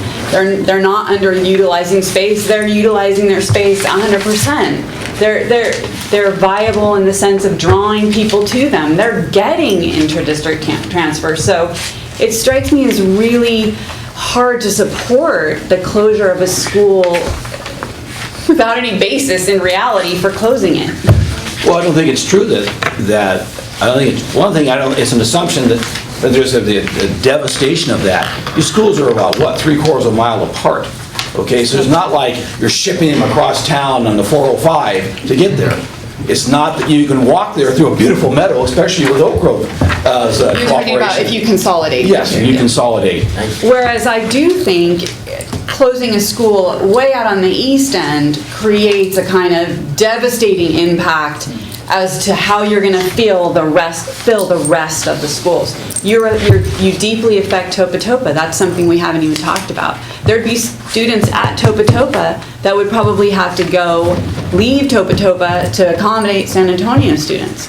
And then you don't end up with the influx and the filling, The because shifting. the shifting, there would be necessary shifting. Topa's had over 650 kids there. So that would just grow, that you would just grow. just But accept not with the the. current infrastructure. We're talking about infrastructure that has, is that red and yellow. And are they going to be able to utilize those portables? We're not sure. And I think I the believe problem that years ago, with the existing infrastructure, I believe there was over 600 students there. Am I correct? Years ago, but the existing infrastructure has not been, what it delayed maintenance, is that how Josh put it? Deferred maintenance, yeah. And I think the other problem, not so much, I mean, I think it'd be problematic at Topa, but you'd also have the idea that you don't end up filling the schools that are already operating at way under capacity, because you don't balance the students out across the district. You just leave those we have schools. ways of addressing that. You leave those schools still, what would be a way of addressing that? Yeah, like what? Just Word that. redrawing district boundaries and giving first priority to schools, to the students within the district boundary. And Topa has, Andy, do you know, Topa has how many students from outside their boundary? Topa, how many students are going from outside their boundary? Yeah. Intras is 140 attending Topa this current year. There's 140 kids at Topa this year that don't live in that particular enrollment And boundary. those would be One would be kids that just to would be enforce that. affected. So, see, I mean, those kids Might would be be, impacted. I Maybe mean, and that's the thing, you're But that's going a to potential a school in their ripple in neighborhood. the So, impact. yeah. You're talking about extreme impact to the community. If it's okay, at San Antonio enrollment, we're looking at 34 students currently attending San Antonio or from Myers Oaks area. 17 are from the Miramonte area, and 38 are from Topa. We wouldn't require those students potentially return to their actual school of residence, but if a majority of them chose, hey, if I'm not going to San Antonio, which I selected for many of the reasons that you pointed out before about its rich tradition as the public-private or as the small school option, there's a likelihood that a number of them would choose to go to their neighborhood school. But ultimately, any of the three schools could absorb really nearly the entire population of students who are coming from its own school site as well as from the San Antonio School of Residence region, again, 41 students or so. And I wasn't sure if you said, Melanie, earlier that San Antonio has a lot of inters or intras. Intras, absolutely. Inters, it actually has the fewest of the entire district. No, so I think she clarified it for me. Okay, Intra. okay. Yeah. So I wanted to get it right. inter-district is the one that brings in additional revenue by bringing in students from outside of this district. And when ranking the school sites from that, as far as a revenue generation standpoint, Miramonte is number 1, Topa is number 2, Myers Oaks is 3, Summit's 4, and San Antonio's 5. I have a question with San Antonio, as far as leasing it, and then the repairs that would be needed. And were it to be leased, who's going to take over the very expensive roof job that will be needed for San Antonio School? Well, that would be Who's going to take over the repairs? Yeah, who would pay for this? That would be Who's gonna- something that would be addressed in the lease agreement, wouldn't it? Okay. Yeah. That's the basis for a long-term lease, is then that allows a tenant, like in a ground lease situation, to be able to put in capital improvements and amortize it over the length of the lease. I see. So it does provide a basis for doing that. And that would then mean that, not only you're now going to just no longer have the cost of maintaining that place, you're going to have revenue coming off the place, and you can shift the Measure J money, and you have the cost savings. So that's a significant impact when you look at it that way. I don't- And I I have to say, I am not convinced of these devastating impacts. I could take a poll and just like Mary Ann, take a poll. Yeah, you could take a poll and you'd have a When you make a devastating change, impact. though, you have to adjust to it. And people can say anything they want in a room in a poll, but when the situation changes and they have to make adjustments, people make adjustments. Well, one of the adjustments is a charter school that they voted on twice, at least. Well, they can rent from the district and pay the district money. Or the district will have to provide the school. And then they could give them. Well, yeah, it could be an alternative school that stays within the funding the school receives. Yeah, it's interesting, you and I had the same idea, that if we recommend a closure of San Antonio, there's a charter school currently that exists in Ojai that's looking for a home, and at least, I don't know I haven't spoken to anyone at the charter school, so I don't, but I know that they have a piece of land and there's a water issue with the land, and I thought, well, give us a chance to explore the subject, get them in this year. District's getting a lease payment of some sort, and they have a home, and those kids can easily be absorbed into the other schools that stay open. And then they have money available for improvements to the whatever property they get if the terms are right. Yeah. I had a point to make about the average, the mean household costs, and clearly in Ojai, household costs are crazy. Oh, the house sales that I had on the House tour? sales, yeah. Yeah. But that's not a median, so I don't know that's a true number. But I will say that the one idea that was really struck by for me personally was what Chris recommended, utilizing this property for some way to provide, not low income housing, but low cost housing for incoming teachers. Perhaps that could be, I don't know, part of a package or something like that. I don't even know what that would look like, but to me, that is so compelling, because I do believe what you said, Glenn, which our greatest resource really, and the only way we can steward the next generation is to have great teachers. And frankly, some of you know my story, we came from another school district specifically because, gosh, wow, night and day, I'll just put it that way. A school district that had a lot more money and doing a lot less with it, culturally, emotionally, for any of the kids that I could see. The kids here are much better served by the innovations and everything else that OUSD has put in place. However, if we could offer some sort of benefit like that for incoming teachers, low-income housing, that was a compelling argument for me personally. We have a local example of that. Cottage Hospital, which is in Santa Barbara, which has a worse housing Even worse disparity than Ojai does. Yeah. They bought another hospital in town and converted all those rooms, consolidated whatever, to make housing for their staff. That would be an interesting case study to look at for the purposes of this. Yeah, they bought a hospital on the east side of town. I would just say that I would be open to that if it didn't require closure of schools. And I think we could. There's many permutations and combinations we're talking about tonight. But I think we could possibly do that, move the DO over to Miners Oaks, in addition to having, just repurposing the buildings rather than giving any of them up. Because frankly, and I'm just going to say this out loud, I'm a strong, direct personality. I'm just going to be very strong and very direct. I think it's the height of hubris to even think, yes, we've got all these studies, yes, we've got this and that, but I am passionate that the Delenka study is just a snapshot of what could be. I believe that if we put some of the things in place that some of the people here talked about tonight, we could increase attendance. We can capture a greater portion of, from a marketing perspective, our target market. I really do believe that. And to lose our second most important resource, which is any of these properties, frightens me. And I will just say again, for the record, I would absolutely not be up for closing Miners Oaks specifically because of the cultural, the economic impact on the cultural demographic there. So. I would just reiterate that the primary purpose of my recommendation to move the district offices from Chaparral to Miners Oaks, thereby maintain the environmental center that David's talking about, and possibly the kitchen, that it really is to free up this property here. And the housing is just the kind of the core of the idea. Think of permaculture, we have the core and then you have the expanding rings out from that. And so there are things that, for all the properties, including ones that we lease out to something like Valley Oak, there's a lot of land out there sitting there. Now, what Dave is talking about could be expanded much more than even what's going. It could be expanded a great deal.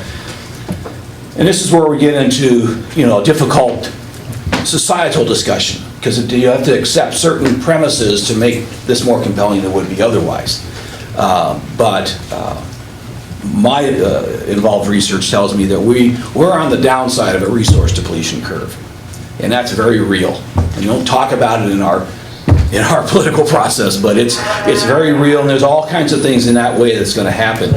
So the growing of a school integrated with the community is actually going to become necessary. It's not going to be a luxury. It's got to be something like, well, we all feel good about this, and let's go do this because it's going to be fun. It's going to become necessary for communities to integrate their resources to get by, let alone build themselves up or do anything. So we sort of have this end of growth idea. Now we have a qualitative idea that we have to bring in, this idea of community out there. So, the district could look at all kinds of things regarding the use of its property, starting with this one, in addition to the core of the affordable housing. Okay? Forming a utility district in a very innovative public-private partnership. There are examples around the country. We have enough sun here to power this town on the district property. Okay, and there's ways of putting that together. There's ways of forming partnerships to allow this affordable housing to move forward. It could create business that would be drawn to this location based on that affordable housing, and thereby increasing the revenues. And you only take advantage of that if you, the district, develop it. Not give it to somebody and let them exploit the property, as people so like to think about. So you have to take those kinds of bold moves, and there's ways of structuring. They're not easy. I'll give another example. The state is mandating, just passed a law, that by 2017, every county, which means every city in that county, has to present a plan to the state how it's going to divert 100% of its organic waste from the landfill. 100%. Now, that could create an opportunity for a school district to go into a municipal scale anaerobic digesting system that would take all that waste and create a utility out of it. And now that can become fertilizer for the ag programs and other ag in the area, heat and other things, commodities, how you change the process vary. That can happen. The solar utility is another idea. We still, even with these closures, you still have the ability to utilize the property for other things. Valley doesn't need all of San Antonio. You could put something else there as well and lease that out as well. You could do the same thing with Summit. A program like I suggested a long time ago of a Fields High School could be based at Summit and further utilize that property or someplace else in the district. That's a nice place because it's a gateway to the Los Padres on one end. So, but the time, there has to be this invigorated and very high, it's very complicated structures put together, but it's a necessity that we're all moving toward. So in so many ways, and I'll end with this, is that these mounting problems, these converging problems that we have, also present convergent solutions. And I think the school district can be the hub of those convergent solutions. Okay. It's And thereby revigorate. I don't think I've seen factually demonstrated, though, the upside. I've heard a lot of hypothetical upsides. We can demonstrate, as Marianne has shown with 31 students, and that's just Summit. I mean, there would probably be a much greater number from San Antonio. I mean, it's demonstratable the kind of damage and hurt that you would do by closing, and I would assume by closing Miners Oaks as well. I don't know that we've factually demonstrated an upside. I think we've hypothetically, theoretically said there could possibly be an upside. I don't think it's been demonstrated, and I think it's demonstratable the damage you would do to the community by closing a school. I think it's demonstratable. I think that you can demonstrate the downside by not acting in 10 years from now. My son's in first grade. I think that he's gonna be on the verge of that bubble. He'll have he's gonna have amazing teachers.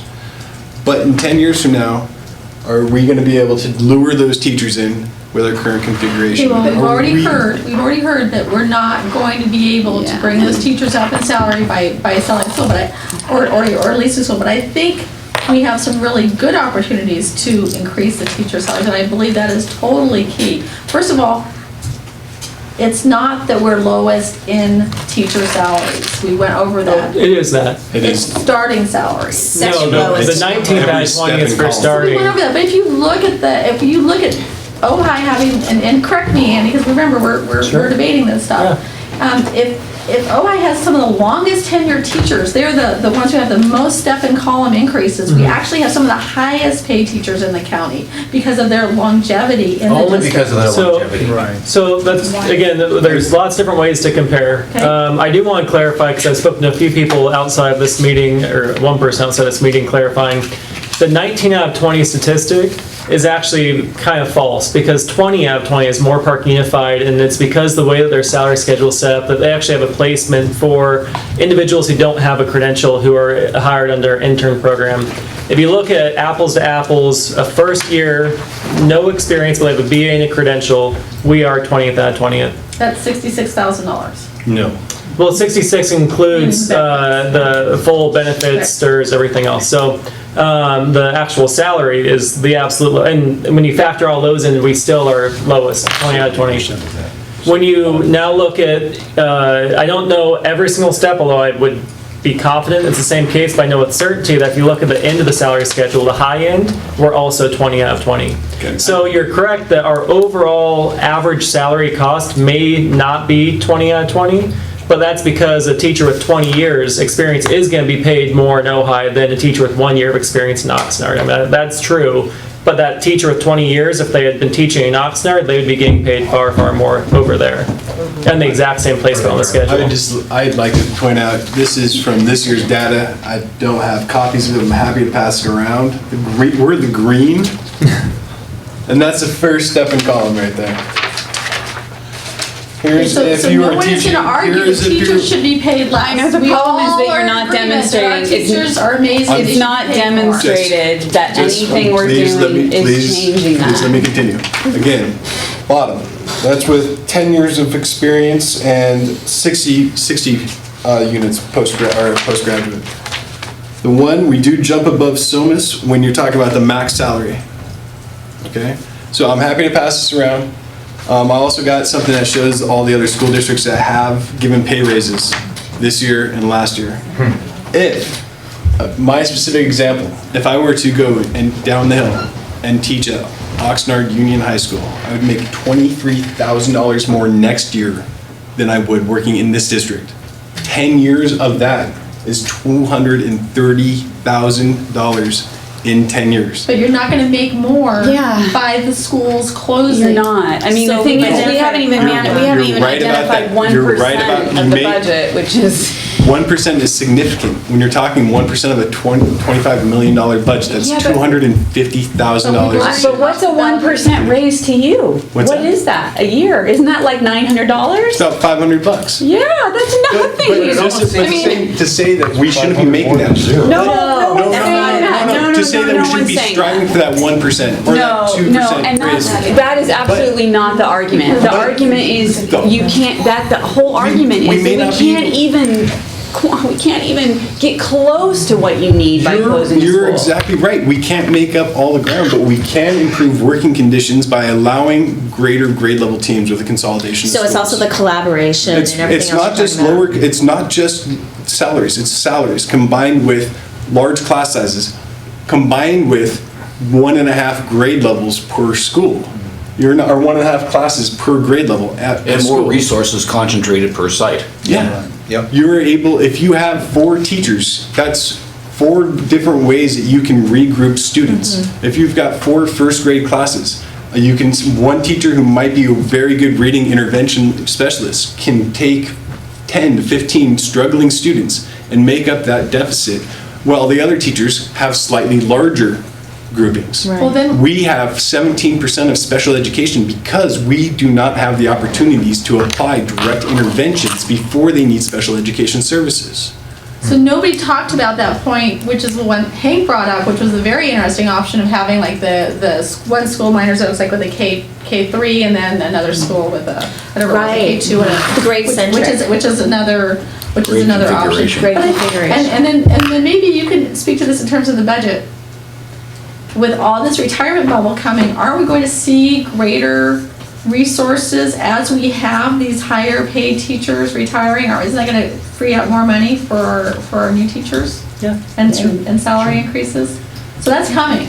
And I wanted to state for, our budget is not static. We are seeing, we're only in how many years of our local control funding formula increasing, and we're seeing significant increases from our legislature in education funding in California, significant. So we're not just stuck where we are, being the lowest of the low. There are other opportunities that we have to have better salaries.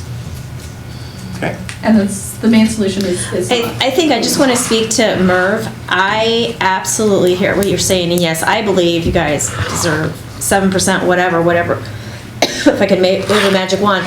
But identifying the problem that is the problem. We all agree with that. But doing just something, doing anything that perhaps doesn't even address that problem, to me, that again,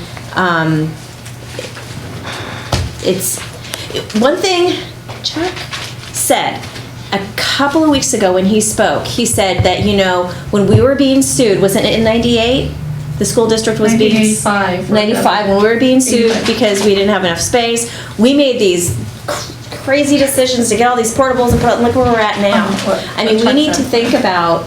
I'm not speaking to this well. I don't have these notes in front of me, but we really need to think about not this generation. 10 years from now, that's great, but holy cow, 100 years from now, how is the school district, the decision we're making right now, what 100 years back are they going to go like? We're looking back, going, well, that was portables, really? That to me, that's part of the problem now. So I don't want to be part of the problem 3 generations from now. I don't want my decision that I make here to be part of the problem for the future school district people. I guess I'm not saying that consolidation is really creating a bigger problem. It seems to me like the principals are behind higher populations at the schools to a point. Hank talked about the ideal populations at the schools, better resources, better collaboration, maybe a little bit more money for the teachers. Not the panacea, but it's something, and I feel like we have a responsibility to address that issue, even if it is 1% or 1.25% So one or of the 1.5%. recommendations to the school board is like a And so- 2.82 or 3.5 for that. I didn't hear you because I was talking. Sorry, Glenn, but one of the options that again, is the grade-centric issue that Hank talked about for the collaboration. Yeah. Does that solve, Go ahead. does I that don't solve see the that on problem the with the board. people lead with San Antonio? If, let's say we go to a east side K1, 2, 3, 4, 5, 6, or San Antonio will no longer be a small school. So you'll have your student at a small school for K1, possibly 2, and then they're going to move to Tilton. What's going to stop them? It was for Miners Oaks and Miramonte was one of the. Well, there was no east. I thought that there was discussion for an east side reconstruction like that and a west side. Yeah. But I think it could be anything, though. It could be. I think one reason I thought about that when I was trying to come to my decision, and one thing, because I think I shared growing up in Moore Park, that was what we had. We had K2s and 3.5s. Moore Park and now every other district in the county have gone away from that model, really believing that there are a lot of parents like Melanie. I remember you mentioning how with 4 kids, if I was having to jump to 3 different school sites to drop them off and go back to school night at each of these sites, the difficulty. And so there have been a lot of, or every district in the county, like I said, not to say that we have to follow every other one, but the main thought behind it has been the benefits in transportation, both busing as well as for parents to be able to get their child to school and having multiple children at the same site, and the ease that comes from more community focus instead of having kids constantly have a disruption every 2 or 3 years jumping to a different site. So you have to balance that with the collaboration that you could have in keeping all of your schools. And I think also it was, I hear what you're saying. there is, there's been a statement made that there's nothing about closing any of these schools that's going to have any effect with this 1%.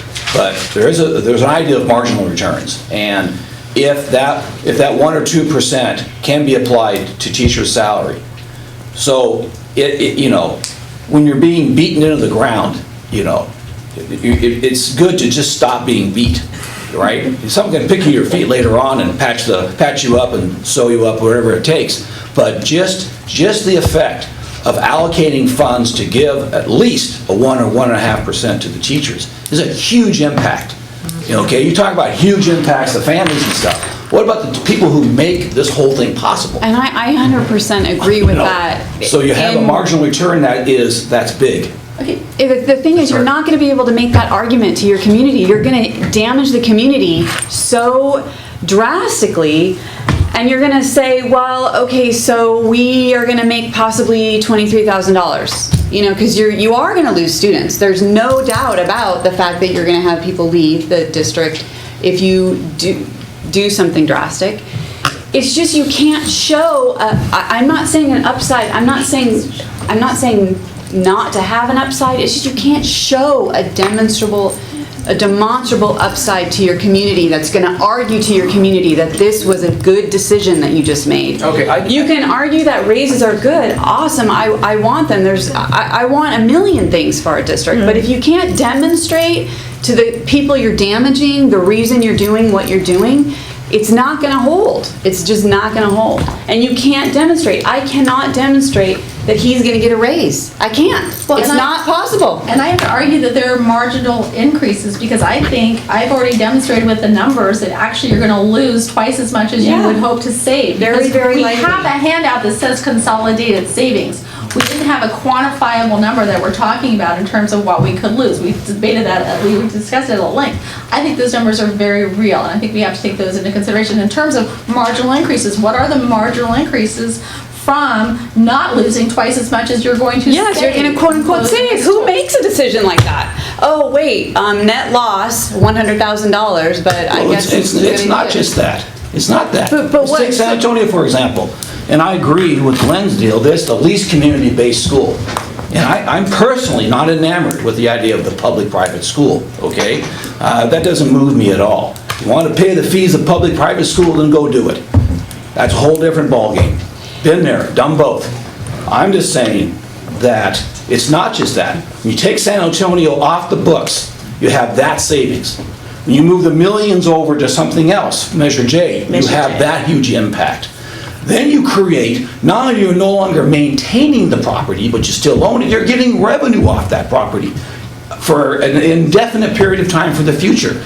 That's no small amount. So it's not just the consolidated savings. It is creating revenue off of these properties. But how- Not just closing and walking away and putting plywood up on the I'd walls. be curious to know how much revenue. We've never been able to establish that, not demonstratively establish it. Well, I think we can establish that if we close the school, we're not spending $1.9 million at San Antonio if we close San Antonio. One thing that we have to keep in mind here, Delinka says the student population is basically static over the next 5 or 10 years, okay? But it is also down 30 or 35% from where it was 10 or 15 years ago. So yes, the student population is static now. That means we only have about 1/3 of our facilities too much for the students that we have. And if we don't close anything, we're going to keep, and I don't mean necessarily close a school, but at least close part of a school. If we don't do that, then we're still, 10 years from now, going to have a student population of X and facilities for 1.5X. But our facilities, And that does not make sense. But a lot of them are the portables. Yes, so Well, are we at I said, capacity? get rid of the portables. Yeah. But Then you don't have the that other thing is, Measure J got us 1/3 of the money that we needed to fully fix up the facilities in the school district, okay?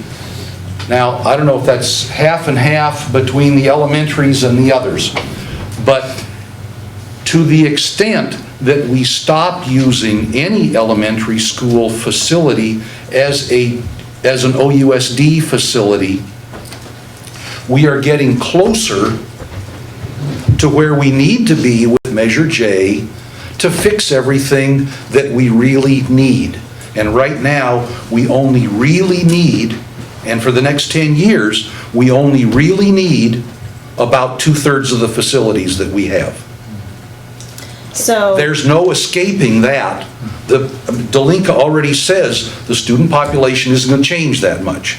We already know the student population is down 1/3 or so from where it was in the good old days. So isn't our job then, to try to find a way to do what Merv wants. Let's tighten our budget. Let's figure this out. Let's try to make a positive impact. But let's do that. Isn't our job to do that with the least damage, Least impact. least damaging Yes. impact to the community? That's the kind of decision we have to make. We have to look at the decision we make. We want the upside, but we also have to look at the damage we're going to do. And how do you, that's sort of what I was trying to argue in my 5-minute talk. How do you find the least damaging solution so that you get your $226,000 that you hopefully can put back in, but you also don't damage the people that you're trying to serve Well, and in not just doing that, but cut your nose off to spite your face, because we're losing LCFF or LCCF? LCFF. LCFF, you know, if we lose people, we lose funding. If we lose people, you know, Yes.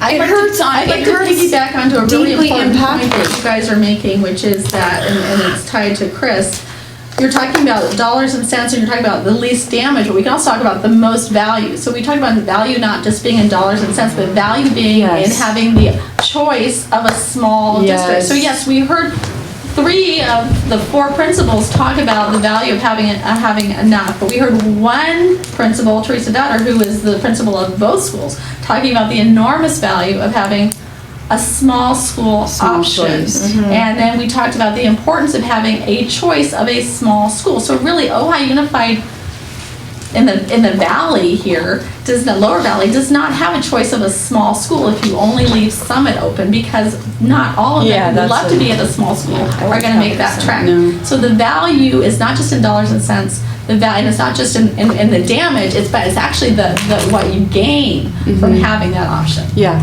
So back So what's the to quantifiable part of that? the quantum. The quantifiable part of So back to having that finding a option balance. and- Yeah, back to finding a balance. Okay, right.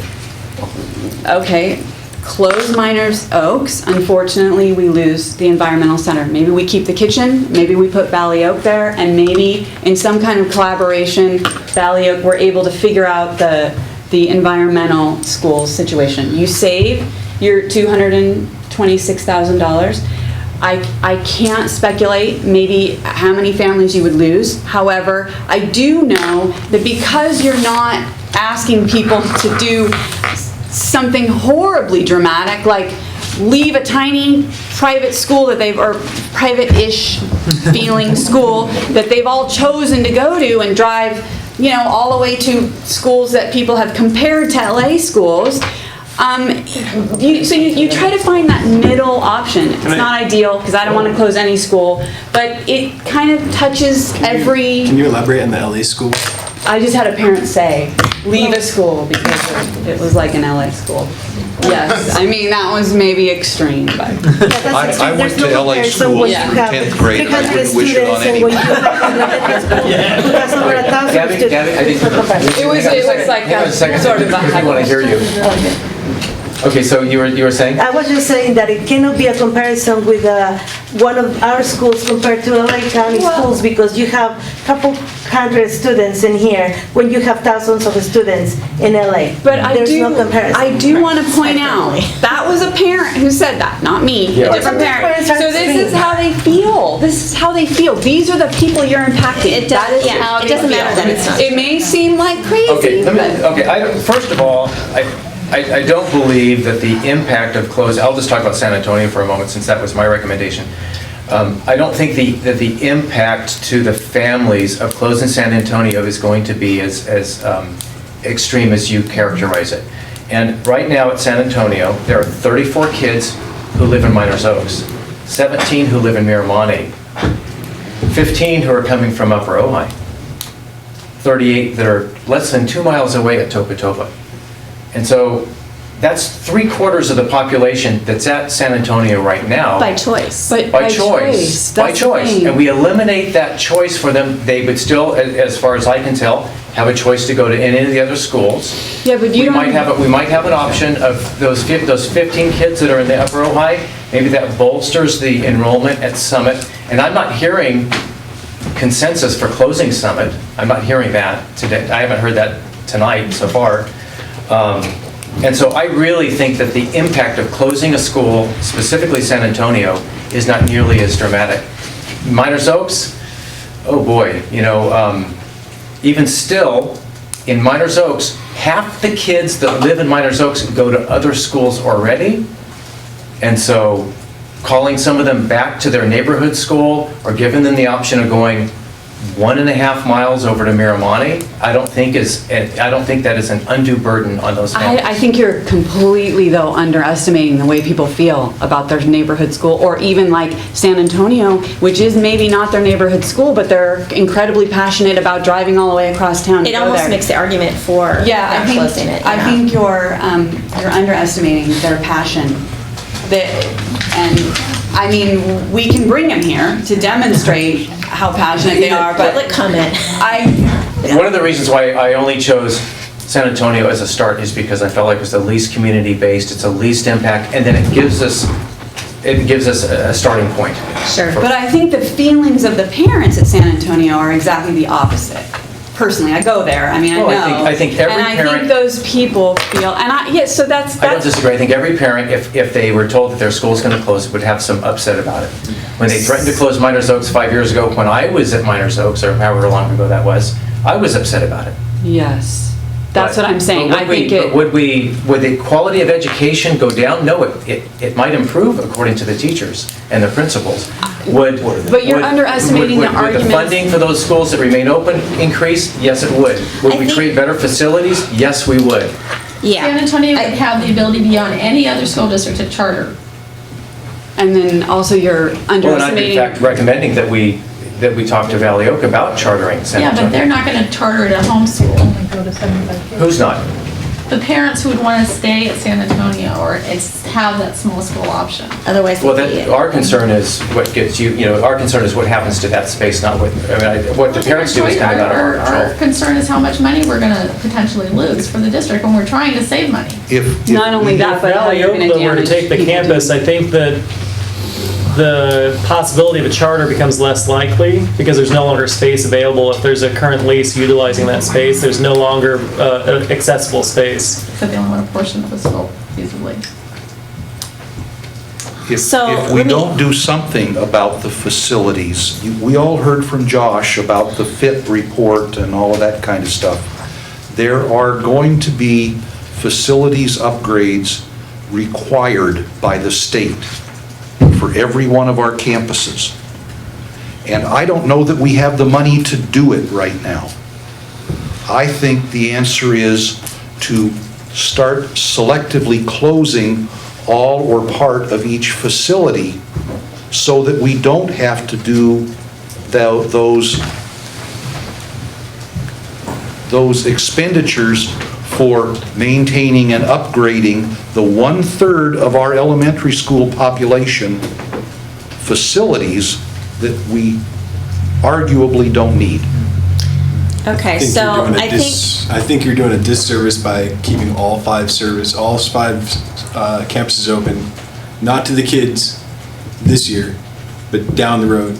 I do think there will be a shock. A neighborhood will be shocked if there's change.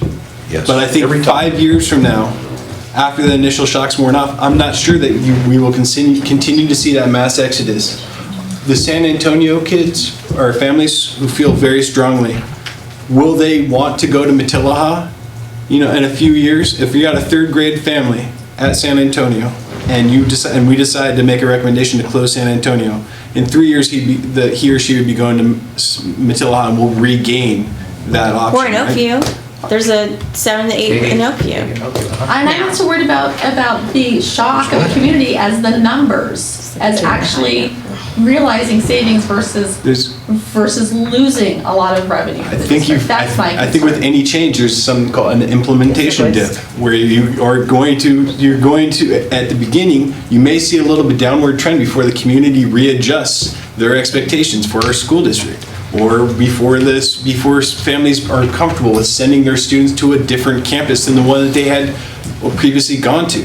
I think when you have the expectation, when you move from, if you close a site or consolidate a site, that expectation is that they will go to their neighborhood school right now. If that is no longer an option, they will adjust and then maybe start sending their kids feeling really good about their neighborhood school, or Topa Topa, or Miramonte, or whatever other options that we... Absolutely. I think that the key word is maybe. We don't know. You know, this is all nebulous, We don't know either side. discussion. Either up or Exactly. down. I think what would be probably a great idea, and I've never done this before, so would this be a good time to make a motion?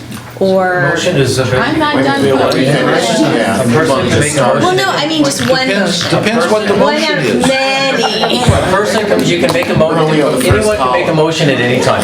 Okay, so, I mean, I feel like this could be discussed to death, and we could be here, you know, Well, till the except cows come the home. whole purpose of this meeting was to have a full vetting of our... Marianne, I mean, this- Marianne, let Marian, her just finish her this thought. particular concept of if we close this school, then these people will be mad. If we close this school, then they won't go over there. We don't know. We don't know. So I'm going to make one motion out of, I'm sure, many that can be made. I'm probably going to do this wrong because I've never seen it before, but Andy can correct me. I make a motion to vote on keeping all 5 schools open, retaining all 5 schools, with the perhaps, I love that idea, repurposing of utilizing the district office for some sort of multi-purpose thing that you said that were great words and I didn't write down. Okay, so let's clarify what you mean by the end of that. So your motion, I think, has 2 points. One is retain all campuses as open. Yes. And secondly, then you kind of pointed at Chris and... Repurposing the district offices to be a draw for new teachers, you know, established teachers, whatever, as well as, you know, just sort of shifting the populations. I think it's doable. Okay, hold on just a second. Okay, so are you saying Chris's idea that the district, a recommendation that the district develop district property for affordable housing that would be offered to teachers first? Is that? And multiple purpose. There were actually a couple of things because he talked about permaculture and how things grow out from there. The housing is the core development, then Correct. things can go from So it wouldn't necessarily all be housing, Okay, but so your something motion is to repurpose the DO. retain all campuses. Correct.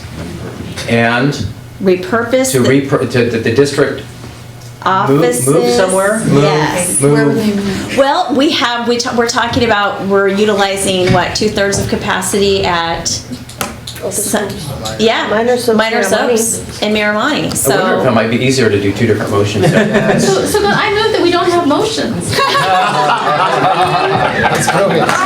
Marianne, I'm serious. I hear you. Bye, good night, everyone. Gone off the rails. Okay, this is serious, and I Okay, want to get to so a let me point where we clarify. can So discuss. something you're throwing out there is, okay, so Chaparral, let's say, for example, Yeah. Chaparral Okay, example. moves to and shares Miramonte School. And Valley Oak Charter shares Miners Oak School. So the 2 schools that are suffering so much, which, and District then we would office shares Miramani. Yeah, Or district where- office. I mean, the and then- district offices and then have to move Valley somewhere. Oak shares Miners Oaks.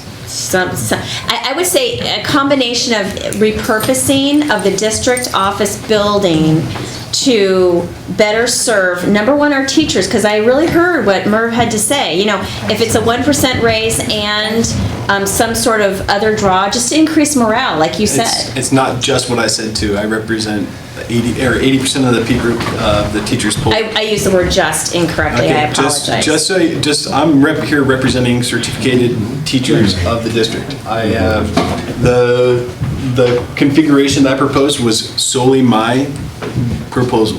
And Merv, But can you- 80% of the teachers recommended or thought that students could be better served through a reconfiguration of the elementary schools. 13.7% of the teachers polled said that they felt that Ohio would no longer be able to lure top talent But to one of teach you argued for Miners Oaks Miramonte consolidation. I did. Okay, so can I ask for Yes, sir. clarification? I don't know if your opinion has changed. You spoke first. You said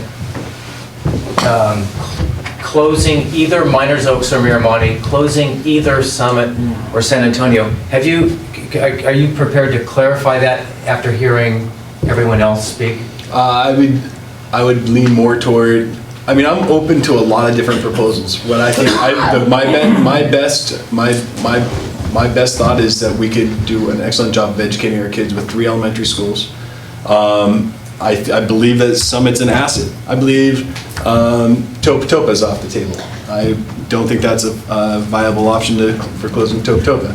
Having heard that Miners Oaks and Miramonte, the needs of Miners Oaks Elementary outweigh the needs at Miramonte, so I'd probably lean toward consolidating at Miramonte.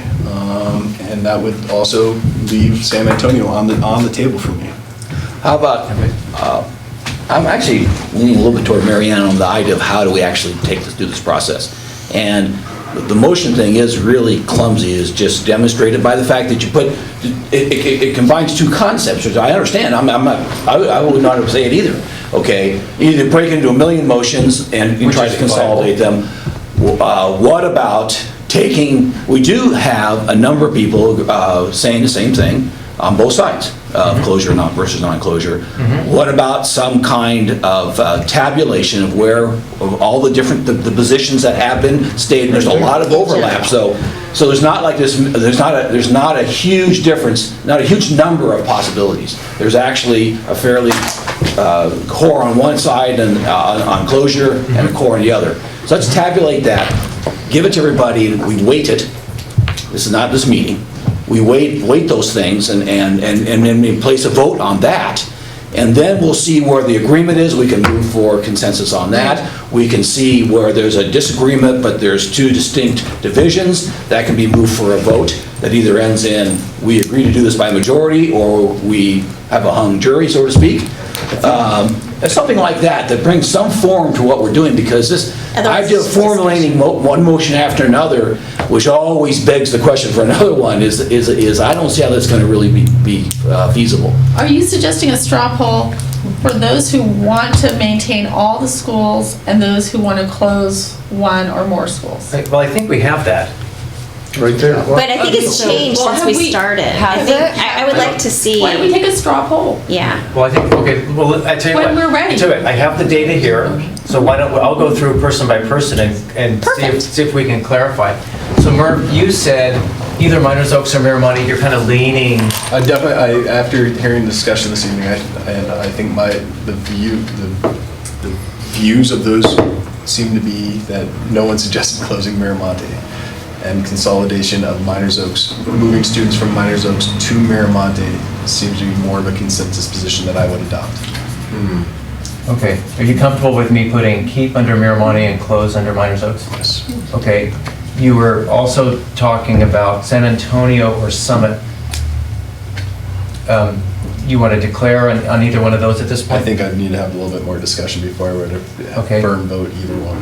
Linda, you were unanimous, keep all the campuses. Is that still the case? Yes, perhaps repurposing, after I heard what Chris had to say, perhaps repurposing the district offices. And then Can that be a vote? Yeah, right, that's right here, okay. Okay. Steve, you were Miners Oaks closed, Miramonte keep, San Antonio closed, Summit closed, Topa keep. Correct. Is that still the case? Yes. Okay, and repurpose? Yeah, say that again. You want to do that really quick? I'm sorry. Down to Close 2 schools. Steve recommends down to 2 schools, closing Miners Oaks, San Antonio, Summit, and move district headquarters to either Miners Oaks or San Antonio. And Correct? do what with district headquarters? District headquarters and Chaparral. Okay, Andy? Now you said keep Miramonte and Topa, and you said go from 5 schools to 4, and perhaps close either San Antonio or Summit and Miners Oaks? Is that right? So, yeah, my position's not very clearly defined. Sounds like Murph. I'm at either 3 or 4 schools, and I don't know my priority ranking among the 3 schools that I would be willing to support in their closure, but those 3 schools are Summit, San Antonio, Miners Oaks. I could support ultimately a recommendation that would only close 1 of those 3 or 2 of those 3. I wouldn't support something closing all 3. Okay.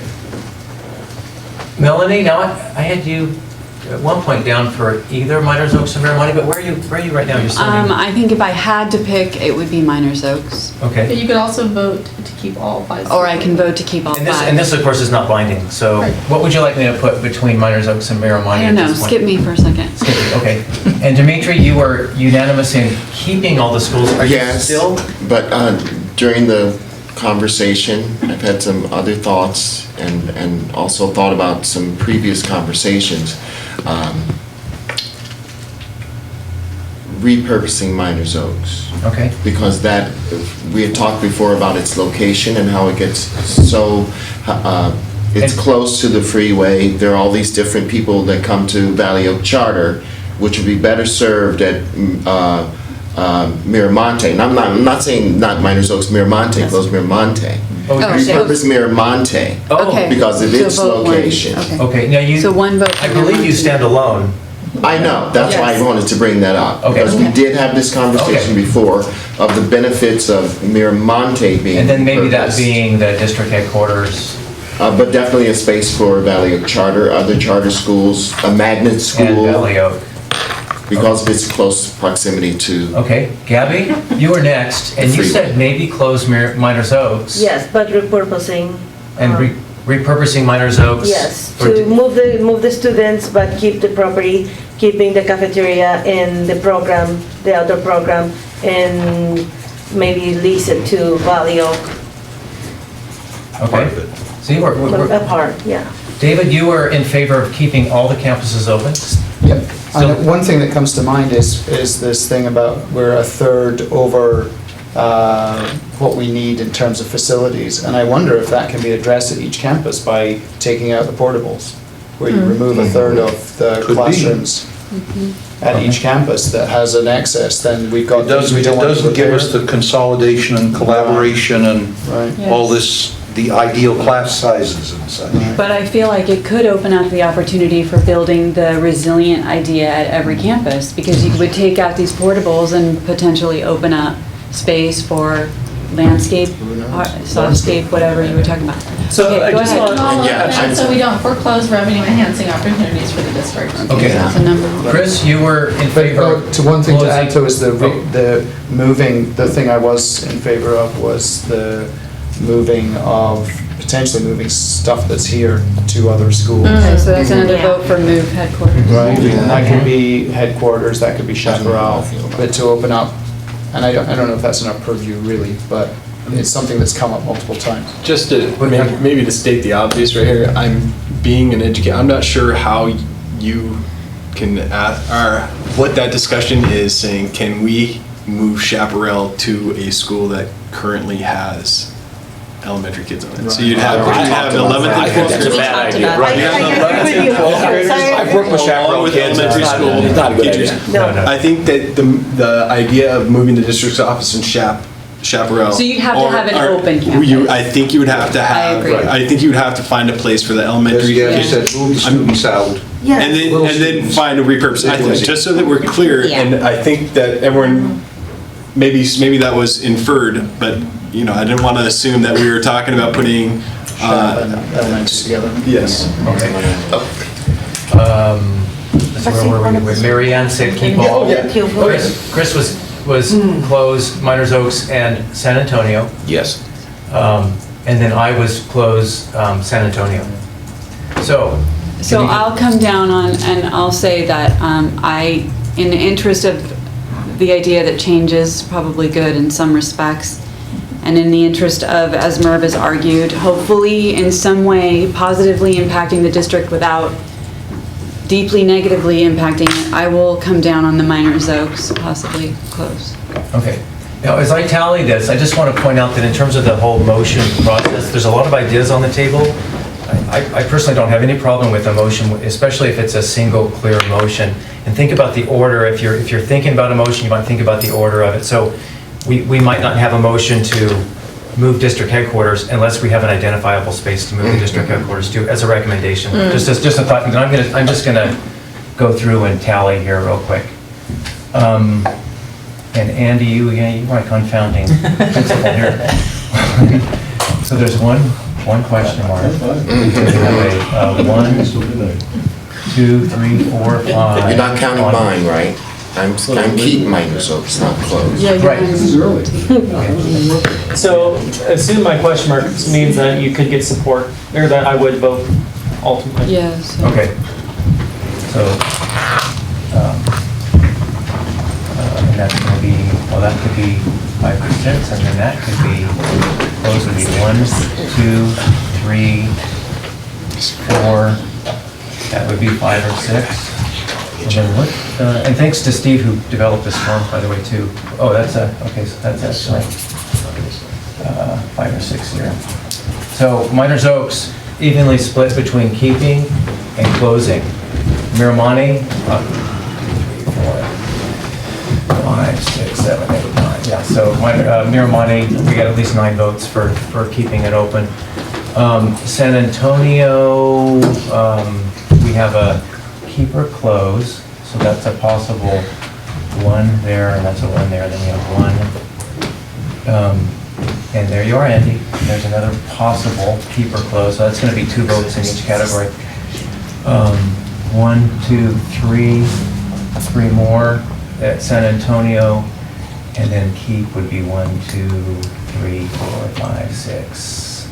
At least 6 there, so even close to San Antonio, but leaning more toward keeping. Summit, keep or close, that's a double vote. Keep or close. Keep or close, there's another double right there. There's a close, and the rest are keeps. So that would be, well, whatever, 9 more. So possibly, so the numbers are adding up to more than 11 because we have a couple people that haven't decided, and then That would Ah, all. Chicago politics. Yeah. I'm from Chicago. Okay, so strong poll, pretty divided on Miners Oaks, pretty divided on Miners Oaks, pretty clear on Miramonte to keep, pretty divided on San Antonio, pretty close on San Antonio, pretty clear on Summit to keep, very clear on Topa to keep.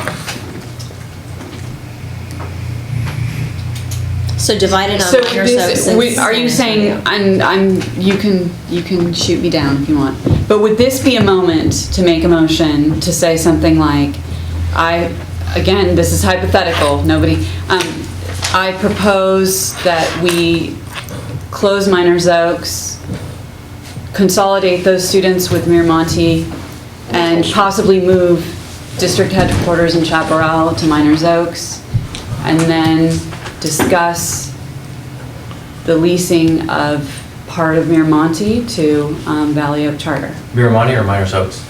Well, I guess Miners Oaks, if there's room there, after There we would would be if move you take the... students out. Yeah. I just Okay. threw out, I Hank just- said that Chaparral and this district campus are not in our purview.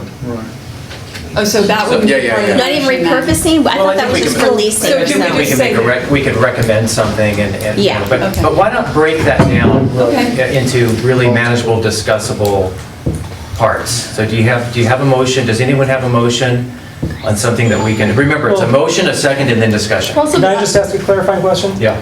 So, Chris, because you actually gave a stance, it seems like you were saying you support potentially Miners Oaks closing. If we do the activities you mentioned here, if we potentially do certain things at Miners Oaks with that closed campus, so is your support for closure of Miners Oaks contingent upon all of those things happening, some of those, or would you be okay with saying, I'll vote for this, and I want at least there to be a footnote somewhere saying I strongly recommend this, I'd love for the whole group to also share that support, but you'd be willing to make the actual vote itself not contingent upon what we'll be doing, or what will happen to, say, this facility? It's a good question. I'd make the vote not contingent on that, but with that strong recommendation. Is there anyone who had recommendations for something to do with either this facility or another one of the ones who would say that their vote, like I heard affordable housing a couple times, is there anyone who thinks that their vote for a campus is fully contingent upon, I would only support it if we had a very clear directive that the board should be using it to, or should use that property for affordable housing? I would be willing to move over only with that strong recommendation. That's the only reason I would. We have a member in the audience right now who controls whether or not you can put residential units on this property. Who controls? One vote, I agree, but we need to. Right, which is one of the reasons why I have concern if we're making votes contingent upon something that has so many different steps. Which is why I removed the contingency. All of this, the idea of developing this property, I don't know that the school district has the upfront money or the expertise to develop the property. But it seems like, I'm sorry, I didn't- And so, that's one thing. The second question is it even legal to develop this property and put affordable housing, which we all want to see, on this property? And I would contend right now, that's a long, hard road. except Yes, I would sir. back up Yeah, and go say, ahead. I could contribute maybe to the discussion? if that's- Please do. Contribute to the discussion. Just point out, the contribution to affordable housing, just as a matter of fact, isn't money from the school system, it's the use of the land. That's the contribution. There are groups, like the group that we were, that made a proposal to us recently, People's Housing, they provide the financing if they can get the land. It's a matter of the long-term land agreement. It's the land that's the contribution that makes it affordable. Yeah, the It recommendation doesn't have to though, come, you're yeah. not talking about money having to come from the school system to approach an affordable housing project. I just want to make that clear. okay, so, Okay, that's number one. And number two is, I'm one vote on the council, but I know that the council is very receptive to anything that would help our RENA numbers. Bring Inside the the numbers city. meaning affordable housing? Yeah, the number of units inside the city, we're anxious to find ways. I guess we're saying that, though, Just wanted to clarify. thank you for your clarification. I think what we're saying, though, is we're not looking to sell the district Yeah, I would not properties. recommend selling any of the property. So I don't know that that particular. I think that's actually No, a what consensus. happens is that you can contribute real property interest and be a development partner. Right. So Oh, it's a okay. lease, so it's a lease. That So would it be does- interesting. it does seem like we are all sort of leaning towards, like, the possibility of closing Miners Oaks with the open, the idea that it Taking would. the elementary school Yes. students out of Miners Oaks. Yes, moving, possibly. Repurposing It sounds Miners like, Oaks. yes, and it may not, we may not have to figure out how that's repurposed, I guess is the point I'm getting at. It seems like we're all sort of leaning Well, I'm towards. not the- leaning toward it, and David just gave a wonderful presentation of great opportunity at that Okay. campus. But making So that a I'm not food leaning for toward that at all. thought center, that's what I'm thinking. I'm thinking the DO, food for thought, and Chaparral could all be housed in Miners Oaks. And for me to even think this, that I've come a long way from the beginning of this meeting. Chaparral isn't under our purview, right? We're not to talk. Well, I guess what we're, in terms of repurposing, correct? Well, if we make a school closure, or if we make a recommendation for a school closure, part of the 7-Eleven committee is to recommend what will happen to that property, lease or sale or alternative use. Okay. So I think you can almost parse this out unless there are some of us that feel very strongly that if you were to recommend Miners Oaks be closed, I would only vote for that if Chaparral moved there. But you can make a recommendation to the board or something like that. If you took it motion by motion, it looks like there might be some sort of consensus. More precisely, you would not vote for moving Chaparral to that campus unless the elementary school students were no Correct, longer yes. there. I think that's a very good point. It's not the other way around. No, but I think it's both. Yeah. Right? I think it's both, but Yeah. I'm not sure, from what I'm hearing, it doesn't sound like there is. I have a question, and it's, I'm sorry, I supposedly turned it off already, but I don't know how they work. Anyways, that is smarter than me. I have a question. Is realistic that in case of the proposal of developing housing, is realistic they will be here, or it will be more realistic if it happened in Miners Oaks?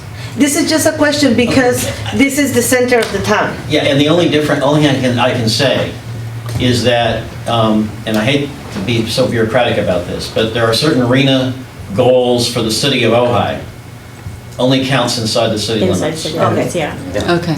All right? Okay. The county Has its own goals. has its own goals, but unfortunately or fortunately, depending upon how you look at it, the county can have affordable housing down in the city, in the unincorporated areas, completely outside the valley, to use as an offset on their goals in the county. So we are more motivated inside the city limits, I see. and it doesn't help our goals that we're supposed to be pursuing inside the city limits for something that happens in the county. Plus, the county isn't as motivated either. Because the other reason is because we wouldn't be thinking of the whole property, right? Because it can be used only a partial. Because if, in my opinion, if the Miners Oaks School, they move the students, they relocate the students, and then they use for all of the other projects or school that it will be available, and then partial, like a part of this can be developed, something like in Fulton Street, then that's something that it will be very nice, because I don't know if this is a, how do you say this? Can they really develop this spot? Well, just to touch on what you're trying to get at, I'm learning more about this all the time. Uh-huh. And when you're looking at development credits and development financing for these nonprofits that specialize in this, one of the things they get points for is things like central location, near location for transportation options. So actually, this location would be very positive for their eligibility when they were applying to find it. So that's a real possibility then? Like, Yes. Okay. So that seems to me to speak very much to what you were saying, Chris. I mean, that's something that actually positively would impact. If we found a space to move this campus, I guess right now we're discussing Miners Oaks, then we're talking about the potential for a huge benefit to, okay. To the community as well as To the community, teachers. a lot of upside. Not just incoming With- teachers, but the Yeah. multiple benefits. So So then the you're city's been doing- talking about this property for at least the 8 years that I'm aware of, and they haven't done anything with it because there are market issues, there are some things, but we're feeling all this pressure now to close the school when the district has had the most valuable piece of property that could have the marginal increase, whatever. This is, if we really want to talk about, so Chris is making the point about marginal increases to lead to higher salaries. So we're talking about all of these things when we haven't even moved after, we've been talking about this for 4 months. They've been talking about this for at least 8 years that I'm familiar with.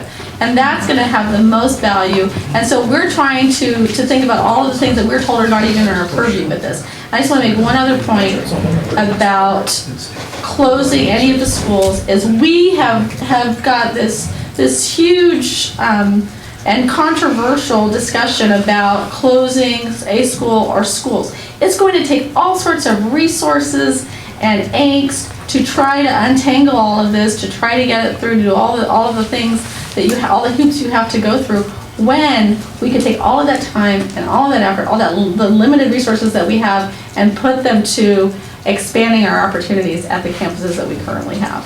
Okay. Steve, you were going to say?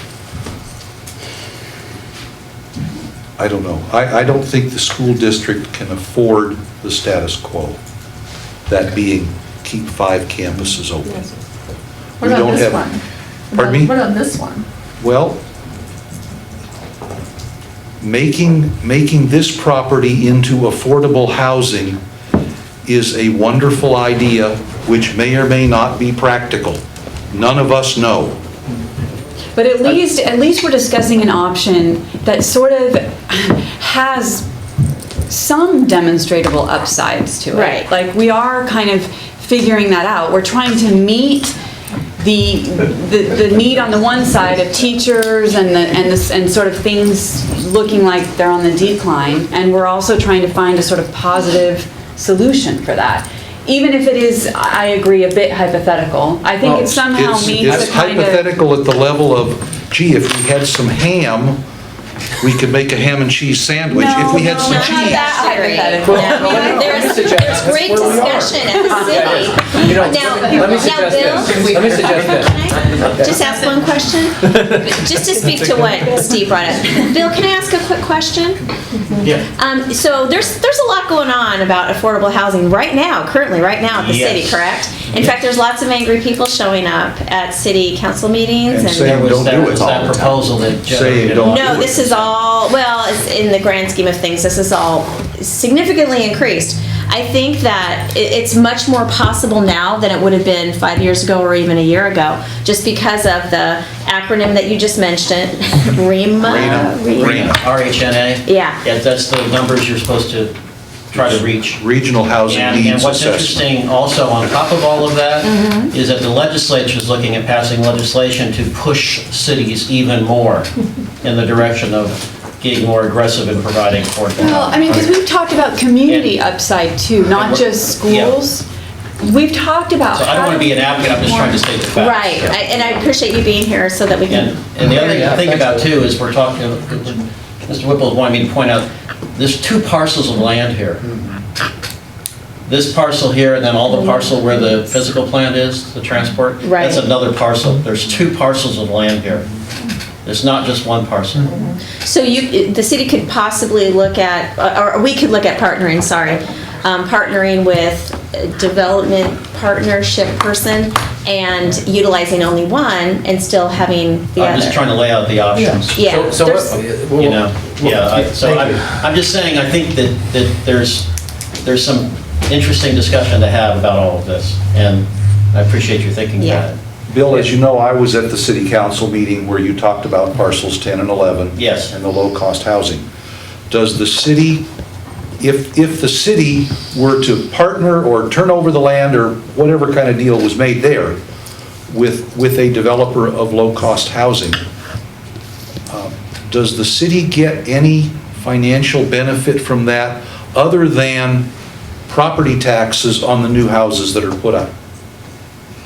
I didn't hear it anywhere The main in the benefit discussion. that from as a public policy benefit, we are. Okay, We have a general plan that says we're supposed to Right, do what we okay. can to And have that- more. Yeah, I agree. You know what, I want to get us back to what we're here for tonight.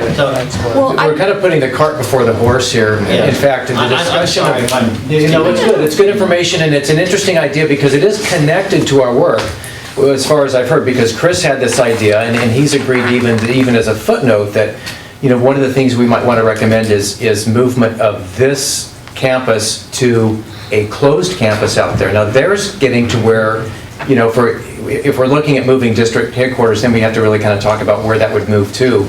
What happens after that's moved out of here and what sort of development happens here really is beyond our purview. Except that I want to feel like I'm. Unless we vote to close that campus, whichever one Right, it is. cart before the horse. Except that one thing though, one point, I do want to feel like I'm addressing Merv's issues. The issues Okay, about sure. teachers, the issues about making quality of life better for the teachers, because that is persuasive to me. And so if I'm going to be persuaded to close a school, any school, I want to know that I'm going to get an investment, I a don't know deep that investment. we can I don't promise think that. we can know. Okay, I maybe think you that we can't can, promise it, but we you could can at absolutely least- make the recommendation and Yeah, let the board okay. know that this is our priority. That's what I want to feel For the like. surplus property is that Yeah. we think it would That's be a a great great idea. place to move district office building, Yeah. chaparral potentially, and our recommendation would be that affordable housing opportunities be given special consideration for this site. Yeah. Giving them that recommendation is very different than saying that the only way that we're actually I agree, approving I it. didn't mean it that way, I guess. But I think that them knowing what our thought process was, as well as the community, knowing that, hey, we really are looking at this for a number of academic reasons, financial reasons, or whatever has led each of us to feel a certain way about this campus, and also we believe that this opened up campus or vacated property is going to give us a great opportunity to have even additional benefits, you know, that ripple through the community. Yeah, and close is a harsh word. And It's none of us repurpose. means Repurpose put is up a better. fence and a padlock Right. on any facility. So Agreed. That's maybe perfect. we should take a series of baby steps and say, is there a consensus on on removing the elementary school student population from facility X. That's a good way to put it. And then, as a secondary consideration, we can see if there's a consensus on what we would recommend be done with that facility afterwards. Okay. Is there a motion there somewhere? So a motion to move, do you want to say? I'd be happy You do to it. move that we recommend removing the elementary school student population from the Miners Oaks facility. End of motion. Is there a second? I'd second it. Okay. So the motion is to remove the students from Miners Oaks Elementary. Elementary students. All in favor? Discussion. Remove the elementary students from Miners Oaks. Are we going to vote on it? All Well, in- we would discuss it. Discuss it and then a vote. Period of time to discuss it. I So think we is there? discussed it. Haven't we discussed it? What else are we gonna say? Yeah, disgusted is about at the right point. So all in favor? No, I'm going to call for a roll call vote on this one. Just because we're so close. Gabby, did you I have a question. Is does Miners Oaks Schools also host the CDR program?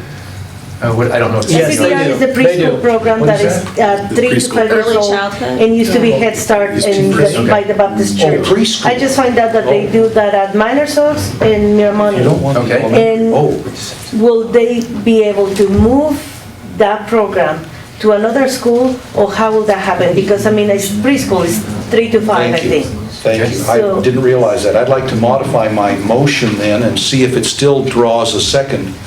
I would move that we remove the elementary and preschool students from the Miners Oaks facility. The preschool are not our preschool students, it's a leasing of our property. Separate. It's not part of the Miners Oaks facility? It's not considered part of the Miners Oaks School. Oh, It's a separate entrance, fenced off. well, we're sensitive about potentially having high school students with the elementary. Do In we the have any same feelings campus. about having high school students Well, the next to motion the is, preschool? the motion is. We have that right now with a place to grow in Chaparral. Same fenced off. We have a motion and a second to. No modification to the motion. So I To got remove the students discussion from Miners Oaks, about yeah. that. So we're bringing that forward, that Miners Oaks be repurposed an elementary student, and it's first on the agenda here. But we also, with your straw poll, San Antonio was also another school that we were looking at. Yes. As it Yes. straw polled out. And we could do that as a separate motion. So that is, it's not just Miners Oaks that we're. Well, the motion is just Miners Oaks. We're trying to break it into steps. Right Just now, Miners Oaks. but it's not the only motion. It's not the only motion that we No, vote that's the here. thing I And want the to motion does not speak to what happens to the facility afterwards. Right. Okay. My second stands.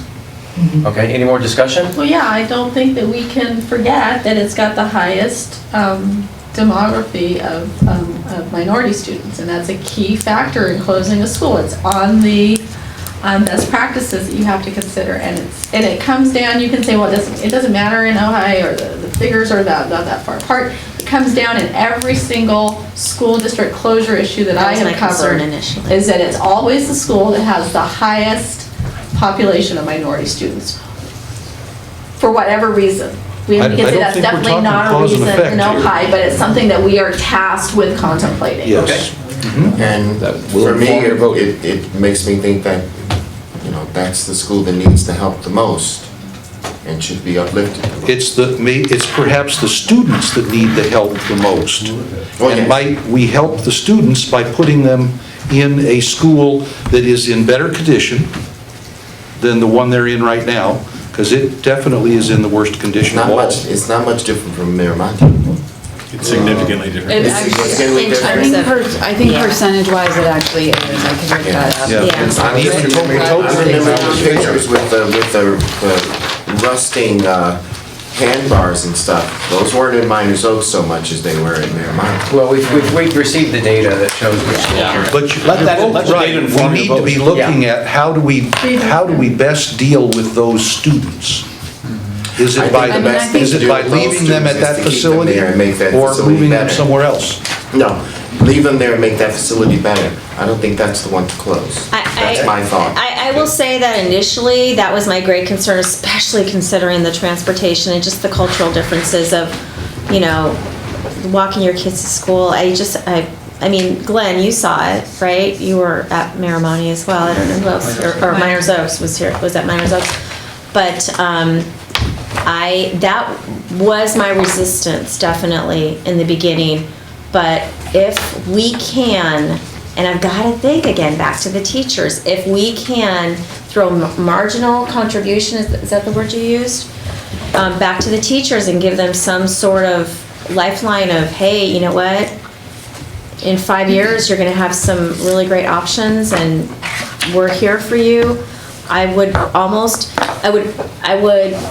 vote on the side of error, specifically to support the teachers. I would say that 2 out of the 3 things that teachers are most concerned with, class size Sizes. reduction and greater grade level teams or improved working conditions, go directly to improve student achievement and quality of working conditions. And I would like that to be addressed through the TK to 2, 3 to 5 split. Well, I think we should call for the vote. Yeah. And I vote on this. I also Time to want call to the say that question. I go It's back 10 to o'clock. David saying location for Miners Oaks. Right. And I'm against closing any of the schools, but for closing opportunities to expand our revenue and our educational opportunities. Okay. Can you record the vote as I call? I will. Okay, great. The motion is to repurpose Miners Oaks School, to close it. It's to remove the elementary school students from the Myers Oaks campus. facility. Okay. Andy? Aye. Dave? No. Gabby? Yes. Murph? Steve? Yes. Yes. Okay, I have a question. Can I clarify with Steve what the motion is? Sure.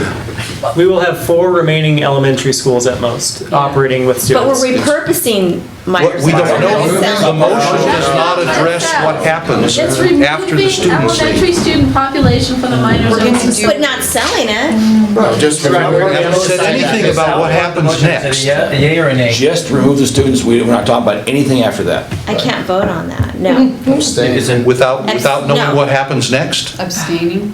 Without no. knowing what Chris? the recommendation is. Yes. Dimitri? No. Mary Ann? No. I'm a no. The motion carries 6 to 5. Okay. Okay, there's Anything that. else? Yeah, I don't think that the motion is the way we take our recommendation to the school board. Well, we have this one. How do we? We're not done. We have a narrow consensus on a narrow topic. Yeah. There are many narrow topics that we need to Okay. discuss and make recommendations on. I make a motion that we will make a recommendation to the board to look for every way possible to increase attendance, ADA, availabilities for grants, and other opportunities to increase revenues of our district. Is there a second? I second. We both second. Okay. Do we have discussion on the motion to encourage the board to look at every possible avenue of revenue enhancement? Oh, read it back? Yeah, Increase please. attendance, ADA, and then I missed the other. Grants and other opportunities to increase And revenue of our other means district. of fundraising, And yeah. other opportunities to better support Including- our school district. Outreach. I think that was that Mary Ann's? Yes, that's part of increasing ADA, yeah. Any discussion on that point? Let's just see if anybody would vote no. It'd be a lot easier. Okay, all in favor? Aye. Opposed? Okay. That's good to get on record, that's important.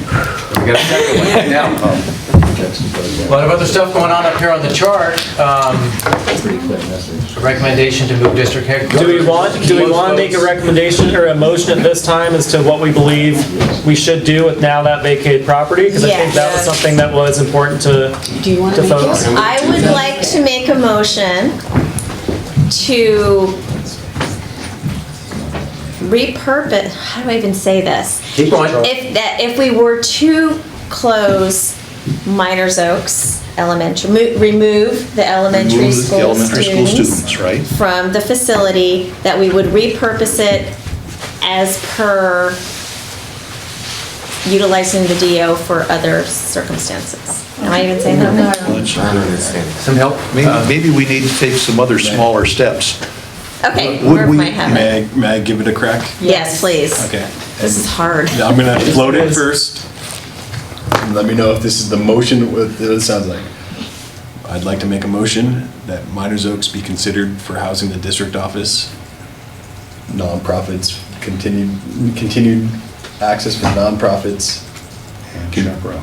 Chaparral, Valley Oak Charter, and the Environmental Center of Environmental Studies. Environmental academic. Environmental Academic Center. That's a lot. I think it's Is there a important. second? Well, I don't Second it. have to have it. No. Miners Oaks be considered for housing, district office. Nonprofits. Chaparral, nonprofits, Continued FFT. access to the nonprofits, Chaparral, Valley Oak Charter, and the Environmental Academic Center. Did you say Valley Oak Charter as well? I did He say did. Valley Oak Yeah, Charter. and Valley Oaks Charter. Okay. And we have a second from Chris? Discussion on that? That's a lot to stick in there. It's a lot of different things. It's recommend you think about doing some of these things. Yeah. Yeah. Now that we've recommended Some or all. not having any elementary school students there. Yeah. Okay. Well, that would still have Valley Oak Charter with elementary school students. I think that gives the board a lot to think about. If mean, we we're car- K-12 already. if that motion We're carries, K-12 already. Oh, you are? Okay, good. I think that gives the board a lot to Yes. think about, and it doesn't outrule or foreclose on Any option? any options. Okay. Okay. Any other discussion? All in favor? Aye. Opposed? No. No. Two opposed? Two noes. Okay, Mary Ann? Did Okay. everyone discuss? Motion carries. And that was contingent on the first motion, right? Yes. Yeah, you No, can't, it's a separate motion. well, you Yeah, can't, but- That was, there would be, that was interesting, because the way you voiced it sounded like you said it was contingent. that's, yeah, well, you couldn't. We've already recommended, Right. How would you possibly fulfill those Right, you can't, recommendations without moving this? Right. Right, Exactly. it would have, Right, it's exactly. implied follow that the it's first, contingent. based on the previous Yes. motion. Yes, based on the previous motion. Okay, what about further actions, further ideas? There's a lot of ideas that came out tonight. There's other schools that were recommended for closure. Chris had 10 points on his so Chris, I don't know if you have other motions that you want to put forth at this point. I'd have one some thought. Yes, sir. Steve? Go ahead. I would move that we recommend keeping Topa Topa open as a full-service K through 6, whatever you call it. Well, then you can say I recommend every other school being. Yeah, we'd have to do that for every. We could do that, and we could vote. Why don't we do Shall that? we? Is there a second? I second. I'm I will second confused. to keep Topa Topa. Keep Topa Topa open. Okay. As an elementary school. Steve made the motion. Who seconded? Dimitri seconded. Any discussion? Can someone Yes. explain? So keeping it as is? Yes. Keeping it- I didn't say that. I said keeping it open as an elementary school. What needs to be done to it depends on how many students wind up there, what the state of the buildings is, and stuff like that. And the Measure we need J to go into Commission more- Yeah. will make those recommendations. Okay. Okay. Any more discussion? All those in favor? Aye. Opposed? Motion carries. I move that Summit School stay open, Is there a as second? is. I second. Any discussion? All those in favor? Aye. Opposed? No. One no. Steve? Well, kind of talked about that one, and we talked about that one. I can see a pattern here. And I emerging. move that San Antonio School stays open as an elementary school. I second. Okay, do we have discussion? It's been interesting for me to hear the discussion about that one, and especially with Valley Oak's interest and the size of that school, but particularly your arguments about that school being the lowest impact in terms of closure to the community, the immediate community, made an impression on me. That was pretty interesting. Yeah, I'm personally still in favor of a recommendation to close San Antonio, even with Miners Oaks. To remove the elementary school students from the San Antonio facility. Well, I would just call it closing myself, but, Well, but the motion is right now just to keep it, is to keep it open. Right. Keep it open. You know, I think the numbers are compelling at Miners Oaks. I mean, at San Antonio rather, a pretty big, and I am a numbers guy, so it's, for me, it's a pretty big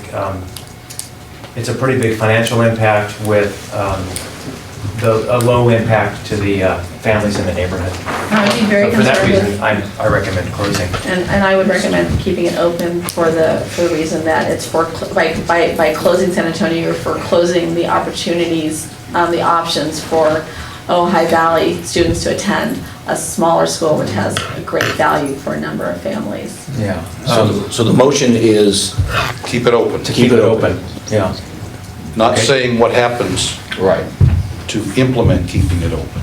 So I'm a little bit concerned that we're going to have a close vote here, so I'm going to do a roll call vote on this one. Andy? Was there a second? Yeah. There So the was. motion is to keep San Antonio open. Andy? Nay. No. David? I'm going to abstain. Abstain. Okay. Gabby? Keep it open. That's a yes. Nay. Oh, wait, I apologize. The vote is to keep it open? Yes. Yes. Sorry, I kind of changed my vote from no to yes. Okay. Apologize. Steve? No. Yes. Yes. No. Yes. Marianne? Yes. And I'm a no. The motion carries 6 to 4 to 1. Wow, that's different from what the plans said. Yeah. We are making progress, folks. All right, thanks, Glenn. Not even midnight.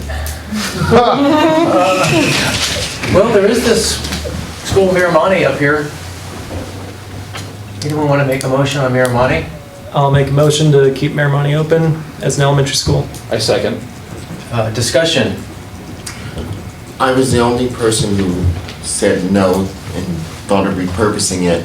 And that was again from a discussion of its location and how many different people come, well, to Valley Oak Charter, but you got people coming from Carpinteria, you've got people coming from Ventura, you have people coming from faraway places.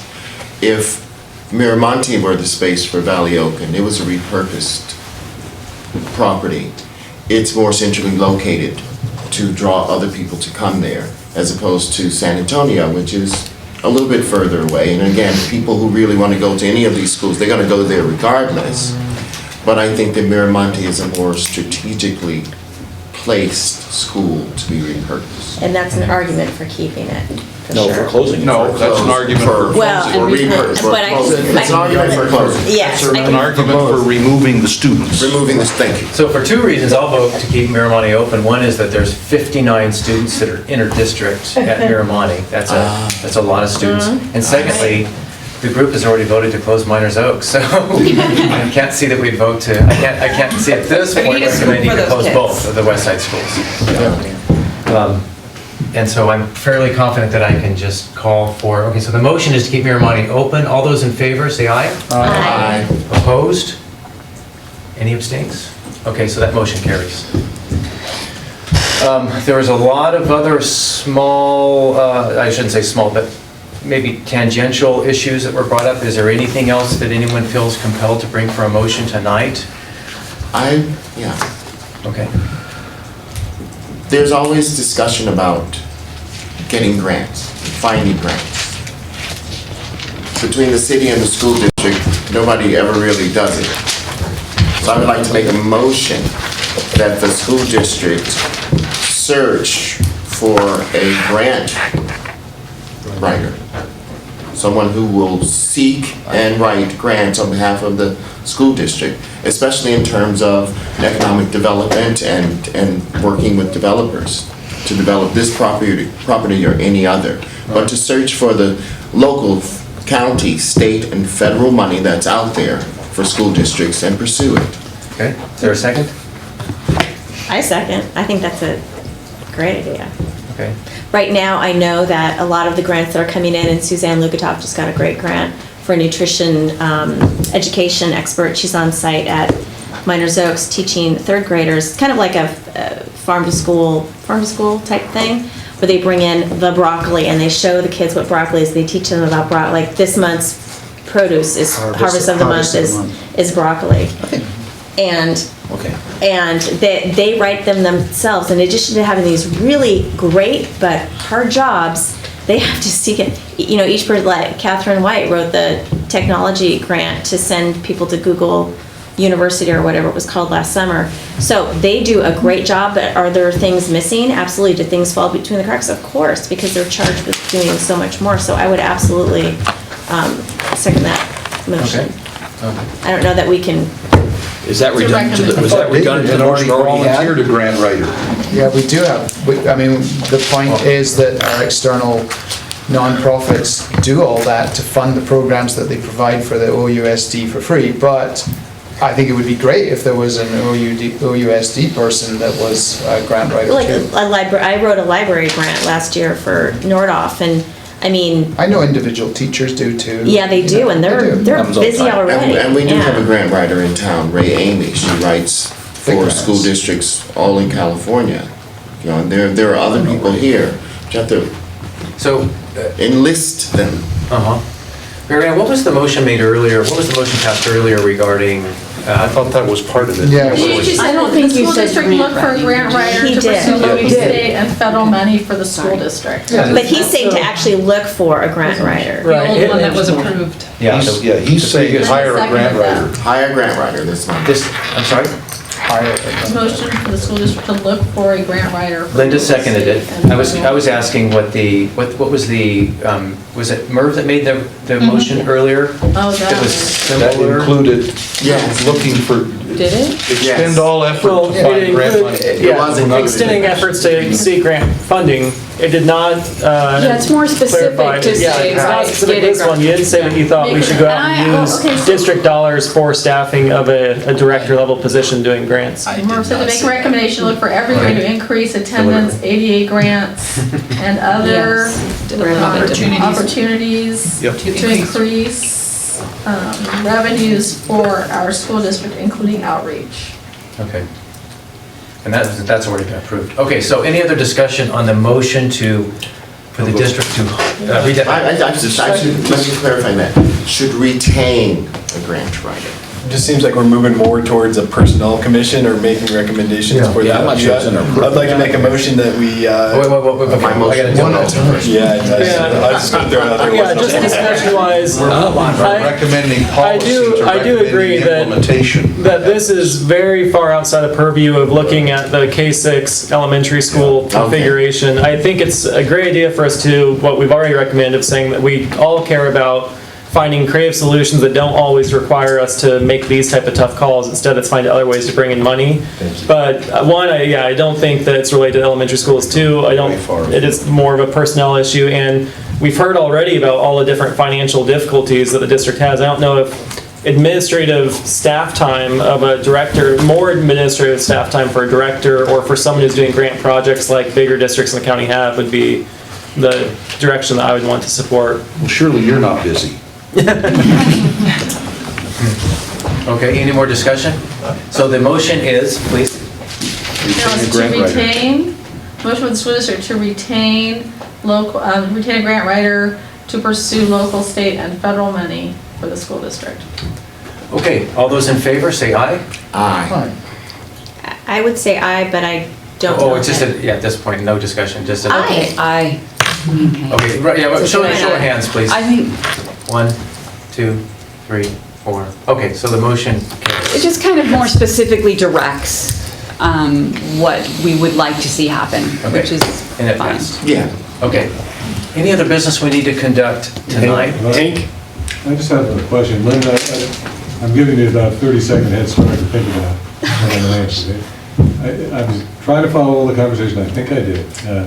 The first vote on Miners Oaks was 6-5, and I'm pretty sure, Linda, you were in the 5, right? So you said you couldn't take a position on it Because you weren't clear on what was going to be happening at Miners Oaks, correct? It was, I think it was clarified, and I. Okay, and then Yes.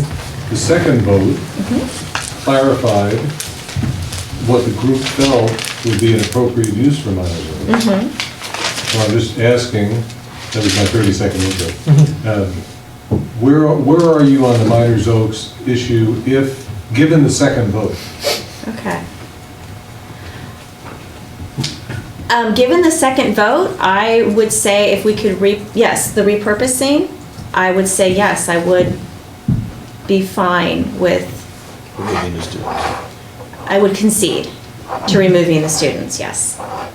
So that puts it to 7. Do we need to make So it? is that- Seven to No, five. the motion's passed, I don't know.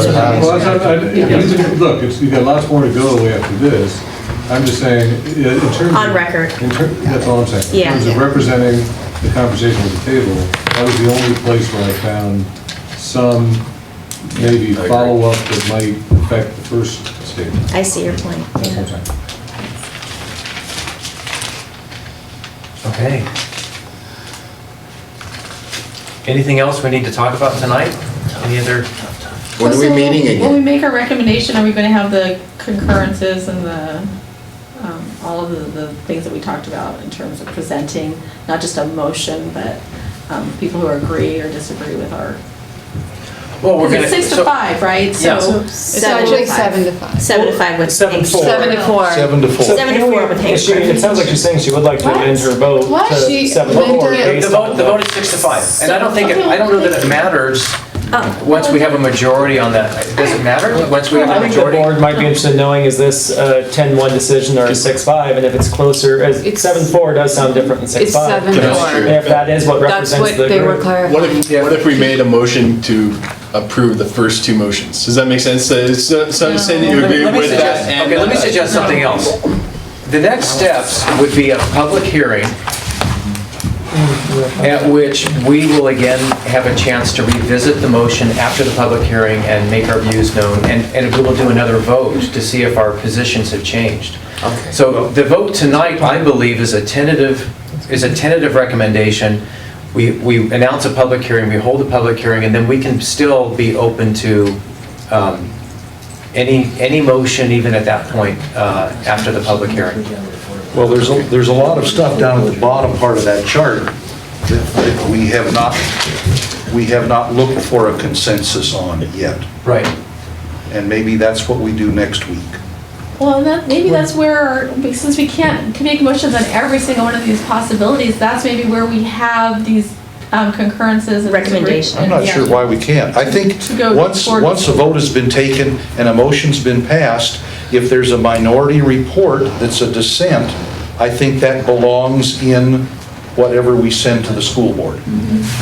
Just like the Supreme Court would do, right? Like you'd have a assenting I don't think we need opinion and- necessarily to write a majority opinion, but if there's a minority But if it's- yeah. opinion, Then they can, it's better to have it in there. And there will be, I promise, an opportunity at the public hearing for dissenting views to be heard, both on this side of the table and the other side of the table. Yeah. Sounds good. Okay? Okay. So are there actually items in the bond that still would be things that haven't been decided based on the movable? Well, a lot of these were just kind of my own notes, like we were talking about maybe removing the portables and Yeah. the OUSD developing housing and how to find, a lot of questions about how to find additional revenue,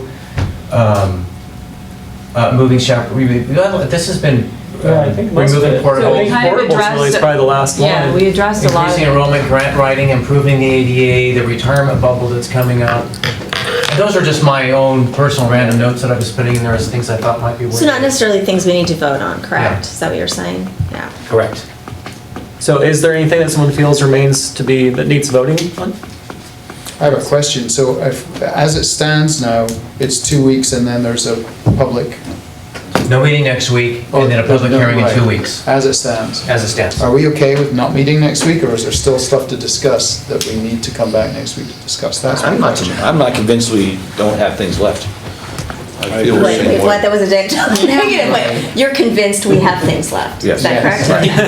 Sorry for the double. Okay, it's late. I do stand corrected. It's all that what happens next So we don't- stuff. We can public meeting in 2 weeks and still meet next week. Right, Yes. exactly. I think that And I will not be here the 18th, so the 17th, is that the 17th? 18th. cuts into my salsa I won't be able to be Today's the able to. 3rd. So can next would be the we, can 10th we and announce a 17th. public meeting, but still meet next week Yes. to hash out Yes. and clarify more specific, This is a Brown Act body. If we're going to. No, this is all open to the Oh, public. it would all be- It'll all be oh, open still to the open to the public. public. Okay, just here Thursday night. But announcing our decision. Announcing a public hearing. Continued discussions on. Yes. The public hearing is based on the recommendation that has been approved tonight. Right. We can still meet next week to discuss Yeah. anything that we'd like. The public will be on notice, though, that this recommendation is going to have a public forum in 2 weeks. Yep. Yeah, okay. That sounds good. What is the That sounds date good. of that meeting and what time and where? Okay, so the public hearing on the 18th, 7 PM, and it will be on these grounds, maybe at the auditorium? The 18th is a Okay. Friday. Well, 4 plus 14 is 18. Is that right? That's a It's a Thursday. Thursday. I showed today, is today the 4th or is today the Today's 3rd? third. Oh, my watch is wrong. It's a blasted leap year. It's the leap year thing. Yeah, I sorry. did that. I think it's Thursday the 17th. Thursday the Thursday, 17th, 7 PM. St. Patrick's. Yeah, that's right. That's right. Okay. So then the public hearing will be. So we continue That these discussions on the 7 10th, p.m. Thanks for correcting. and we have the 7 public o'clock. hearing. Okay, thanks for your hard work. Thanks for staying here late. Applause. Thank you, Glenn. You didn't get to see